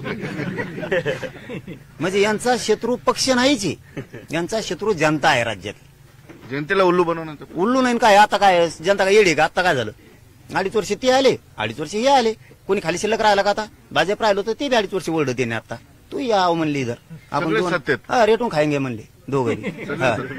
जनता को खोटा खरेंगे म्हणले, खोटा करेंगे जनता को. इतके भाव चढलेले ते. म्हणजे सहज येड्यात काढलं. एका दिवसात असं होऊ नये अशी शक्यता आहे की 6चे 6 एकत्र येणार आणि सरकार. त्यांना फक्त खुर्ची पाहिजे आणि संपत्ती वाचवायची, आणि त्यांचे पोरं परदेशात शिकून मोठमोठाले अधिकारी झाले पाहिजे, आमचे गरीबाचे नाही झाले पाहिजे. तुम्हाला हेच होऊ द्यायचं नाही. कसं का होऊन देईल? येऊ दे ना सरकार. सरकार स्थापन झालं, चॅलेंज पाठ्य आहेच. मी याच्यासाठी तुम्हाला असा प्रश्न विचारला की काही ठिकाणी सगळे पक्ष एकमेकाला शिव्या घालतायत, मात्र एखाद्या नेत्याचा मुलगा उभा राहिला की त्या ठिकाणी सगळे पक्ष त्याला पाठिंबा देतात. सामान्य जनतेच्या एखाद्या उमेदवाराला असा पाठिंबा भेटत नाही. देणार बी नाहीत. देणार त्यांचे काय आहेत, लागे बांधे असते. ह्या मतदारसंघात तुम्हाला मदत करते, त्या मतदारसंघात मी तुला मदत करतो, आणि त्यांची एकामेकाचे ते निवडून आणतात. आणि बाहेरून शिव्या पण. हा, असा सर्व कळत नाही. उलट ते मध्ये शेदेल्यावर मतदान वाढत दी म्हणते ती. शेदेल्यावर मतदान वाढत म्हणते. म्हणजे त्यांच्या आतून सगळी मिली बघते. फक्त एक गोरगरिबाने समजून घेतली पाहिजे. म्हणून मी त्यांना सांगितलेलं आहे, कोणाच्या सभेला जाऊ नका. आणि आज पुन्हा आयबीएन लोकमतच्या माध्यमातून सांगतो मराठा समाजाला, कोणाच्या सभेला जाऊ नका, कोणाच्या प्रचाराला जाऊ नका. गुपचूप जायचं, मतदान कोणाच्या हातात आहे तुमच्या, गुपचूप जायचं, मतदान करायचं, गपचूप पडून माघारी यायचं. टेन्शनच घ्यायचं नाही. हा, सगळ्याला म्हणायचं बरोबर कार्यक्रम केला तो. हा, टेन्शन घ्यायचं ना. उगाच कशामुळं आपण अडचणीत यायचं किंवा संकटात आपला समाज आणायचं किंवा आपलं गाव आणायचं. आपण आपल्या पद्धतीनं तुमच्या आडी अडचणीला सहकार्य करते, दैनंदिन जीवनातल्या तुमच्या मागण्याबाबत येतात, त्यांना सहकार्य करून मोकळं व्हा ना. तुम्हाला आरक्षणाच्या विषयात मी आहे ना. राजकारणाचं गोरगरीब मराठीला काय करायचं? आपला काय धंदा नाही, मा नाही तुमचा नाही. हे आपल्याला त्यांचं काय टेन्शन घ्यायची गरज काय, संभ्रम ठेवायची गरज काय? जायचं, मतदान करायचं आणि मोकळं व्हायचं. आपल्या आंदोलनाला सज्ज राहायचं सगळ्यांनी. आपल्या पुढच्या सामूहिक आमरण उपोषणाची सगळ्यांनी तयारी करायची. गावाची गावं इकडे तुम्ही निवडणुकीच्या प्रोसेसमध्ये नसलात तरी बारीक नजर आहे सगळी हा सगळ्यांवर येईल. मग मै बी येते त्यांच्यावर, त्यांची मयूरले बारीक आहे. काय म्हणतो काय, काय म्हणतो काय, पण माझ्या पोटात जे येतेच तोंडा सुद्धा आहे. मी असं नीच विचाराचा नाही. मी त्या काही मी जे समाज सांगितलं ते शेवटपर्यंत करतो. मला एकही माणूस म्हणू शकत नाही की मला सांगितलं होतं त्याचं काम कर, मी सांगू शकत नाही तसं. मग तर एक प्रकारे प्रचारच करतोय. मग मी ते नाही करणार, मी कधीच नाही. मला आरक्षण महत्वाचं आहे आणि ते मिळवणारे समाज झालेला अन्याय कधीच विसरू शकत नाही. आरक्षणाला विरोध करणाऱ्याला विसरू शकत नाही कधीच. कारण डोळ्यासमोर लेकरं ठेवा हे मी त्यांना सांगितलेलं. पहिल्याने भाषणातून सांगत होतो, आता मीडियातून सांगतो. एकूण एकच आहे. का काय बदल केलाय? माझं शरीर नाही साथ देत जास्त आता. त्याच्यामुळे मला पुढची तयारी करावी लागते. कारण सरळच सांगतो मराठा समाजाला, कोणाचं सरकार आलं तरी आपल्याला लढावं लागेल का नाही? पाटील तोच प्रश्न मी तुम्हाला, संघर्ष आम्हाला करावा लागेल का नाही? मला जीव जाळावं लागणार आहे आणि माझ्या समाजात सुद्धा जीव जाळावंच लागणार आहे. मग आपली तयारी केली बरी ना. कुणी आलं तरी आपल्याला लढावंच लागणार आहे. असं थोडंच तेव्हा आला गेलं की त्याने बांधून आणलं तिकडे गठोड्यात आणि म्हणलं हा धरा आहे तुमचं आरक्षण. लढा चालू ठेवा लागणार, लढावंच लागणार आहे. मी लढणार सुद्धा आहे आणि आरक्षण ओबीसीतूनच घेणार. पण तुम्ही बोलताना एका प्रश्नाला असं बोललात की मला असं वाटलं मी जातो की काय, म्हणजे मरतो की काय, ही भावना काय येते तुमच्यामध्ये? नाही, जाऊ दे. त्या विषयात काय होतंय, मला समाजापर्यंत माझ्या वेदना नाही. परिस्थिती वाईट आहे. शेवटी 8-15 दिवस गेले, की इतक्या वेदना आहेत ना माझ्या वेदना मला व्हायला लागल्या ना, माझा त्रास माझ्या समाजाला नाही सहन. तुम्ही उपचार का नाही करत? चालूच आहेत ना, आता डॉक्टर इथं बसूनच आहेत.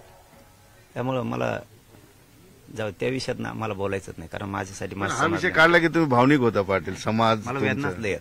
मला खरं सांगतो, माझं एक तर शरीर बारीक,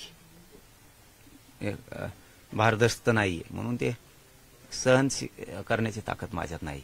आणि त्या इतक्या भयान वेदना होत्यात ना, त्या वेदना असं वाटतं की मी जातोय की काय, कारण मी लय वेदना आहेत मला. मी लय थोड्या दिवसाचा आहे समाजाचा माझ्या. मला म्हणून त्या विषयात हातच नका घालू, कारण मी तिकडे गेलो की माझ्या समाजाला लगेच इतका त्रास होतो ना, भयंकर त्रास होतो माझ्या समाजाला. आणि समाज माझा त्रास सहन नाही करू शकत आणि मी समाजाचा नाही करू शकत. त्यामुळे ते आता त्याला नाविलाज आहे. ते उपोषणामुळे माझं शरीर मला साथच देत नाही. मी काय करू शकतो? पण माझे लेकरं डोळ्यासमोर दिसतात मराठ्यांचे माझ्या, की यांना माझ्याकडूनच अपेक्षा राजकारणाच्या पलीकडची. तर मी काय करू शकत नाही. मला सारखे बघा, इथंही सलाईन लावायला लागते, इकडं पण लावल्यात. माझी वाईट परिस्थिती आहे. पण मी आता कुटुंबच माझं समाज आहे. मला समाजशिवाय नाही दिसत काय. मी स्वार्थी नीच असतो तर मागच काही कमवून बाजूला बसलो. मला समाजाच्या जीवावरती मॅनेज व्हायचं नाही, गद्दारी नाही करायची. मला समाजच मोठा करायचा आणि आरक्षणातून माझा समाज मोठा होणार आहे हे मला पक्का माहिती. राजकारणातून नाही होणार.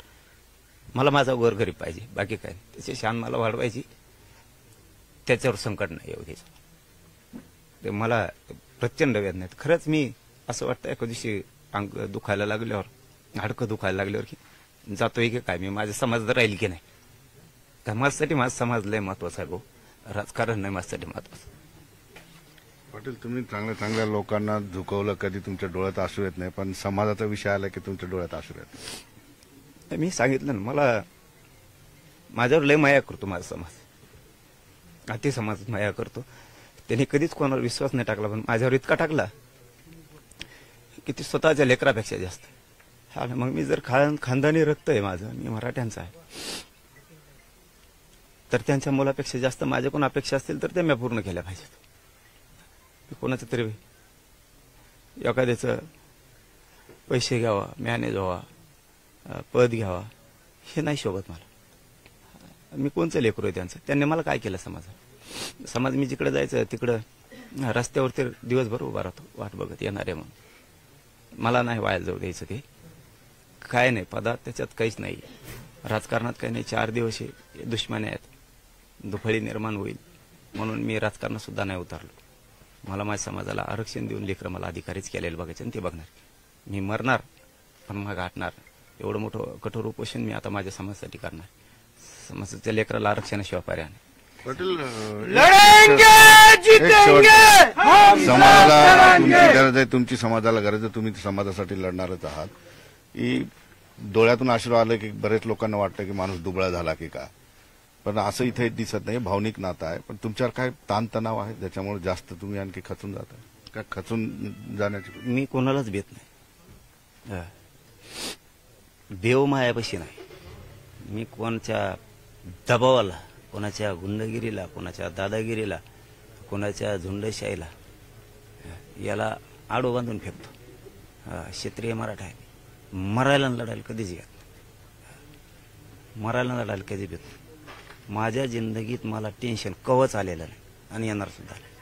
फक्त शरीराच्या वेदना सुरू झाल्या की मी मात्र लोकांना मारताना नाही का लेकरं दिसते.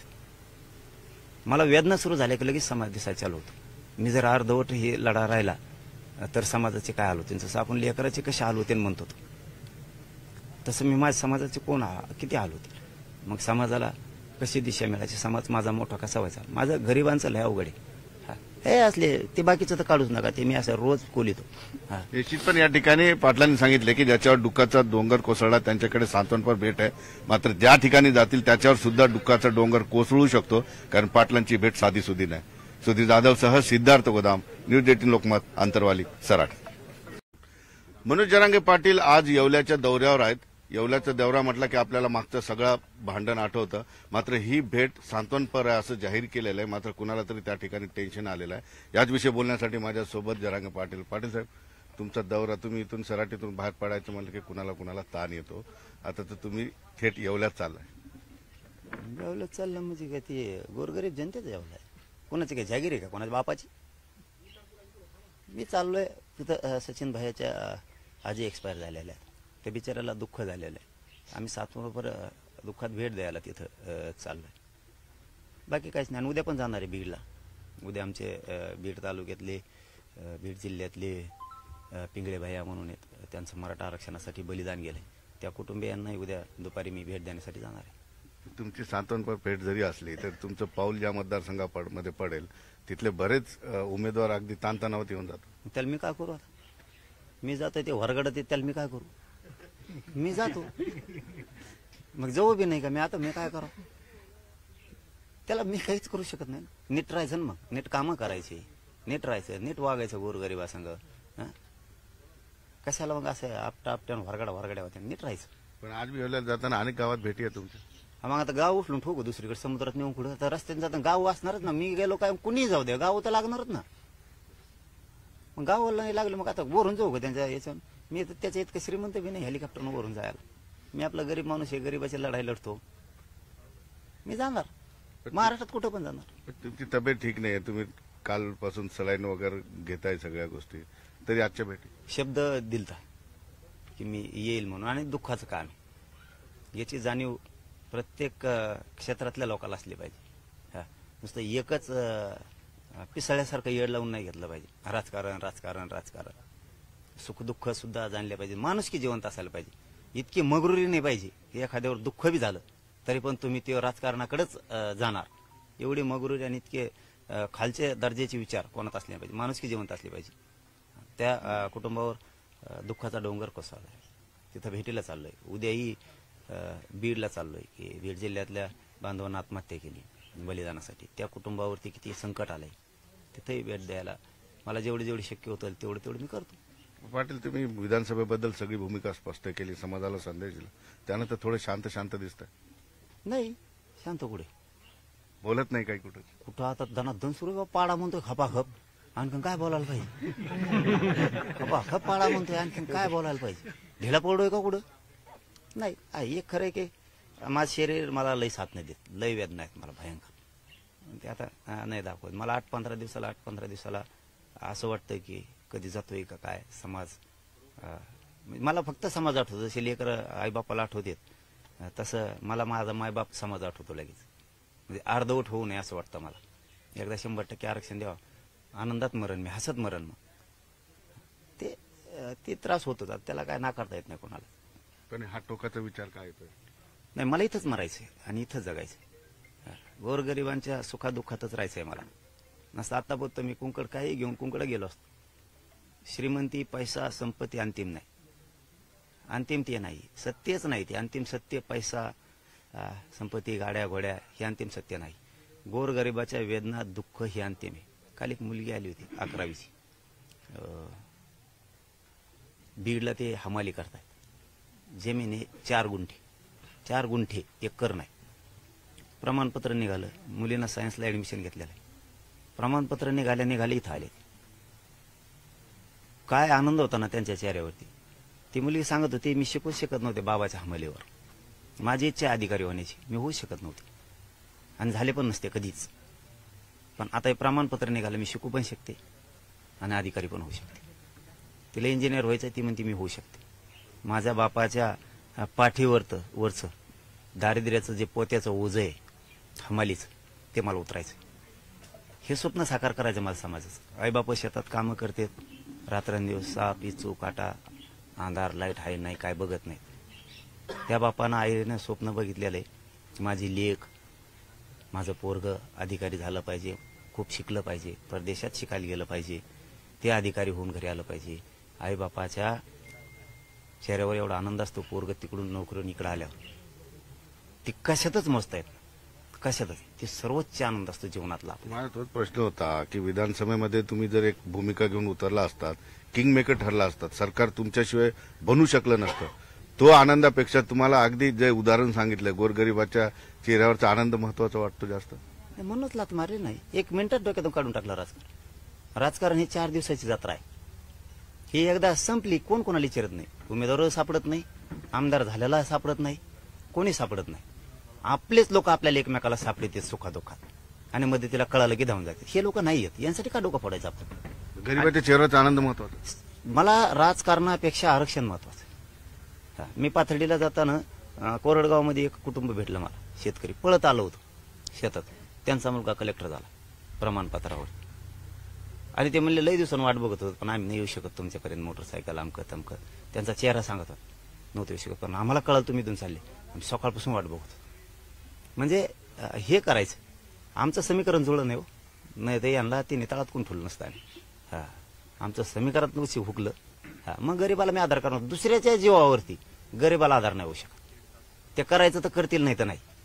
पण आपलं असलं की ते आपलंच असतं, आपलं समीकरण असतं, आपल्या लोकांनी आपल्यासाठी काम केलं असतं. पण ते जुळलं नाही आणि उगाच लोक पाडून समाजाचा अपमान करणं, असे काळजाला लागते ना असे शब्द बोलले असते. एका जातीवर जर मी उभा केले असते, परडे असते तर असे खौट शब्द बोलतात खेड्यात, काळजाला लागते ना असे टोमणे मारते. माझा समाज चटणी भाकर खातो स्वाभिमानानं जगतो. त्याला 5 वर्ष खाली मान घालावं लागली असती, 5 वर्ष. मी ती होऊ नाही दिली. मी माझ्या समाजाची इज्जत प्रतिष्ठा वाढवण्याचं काम करतोय. लोकांना आता राजकारणाची येड लागले, त्याला मी काय करू?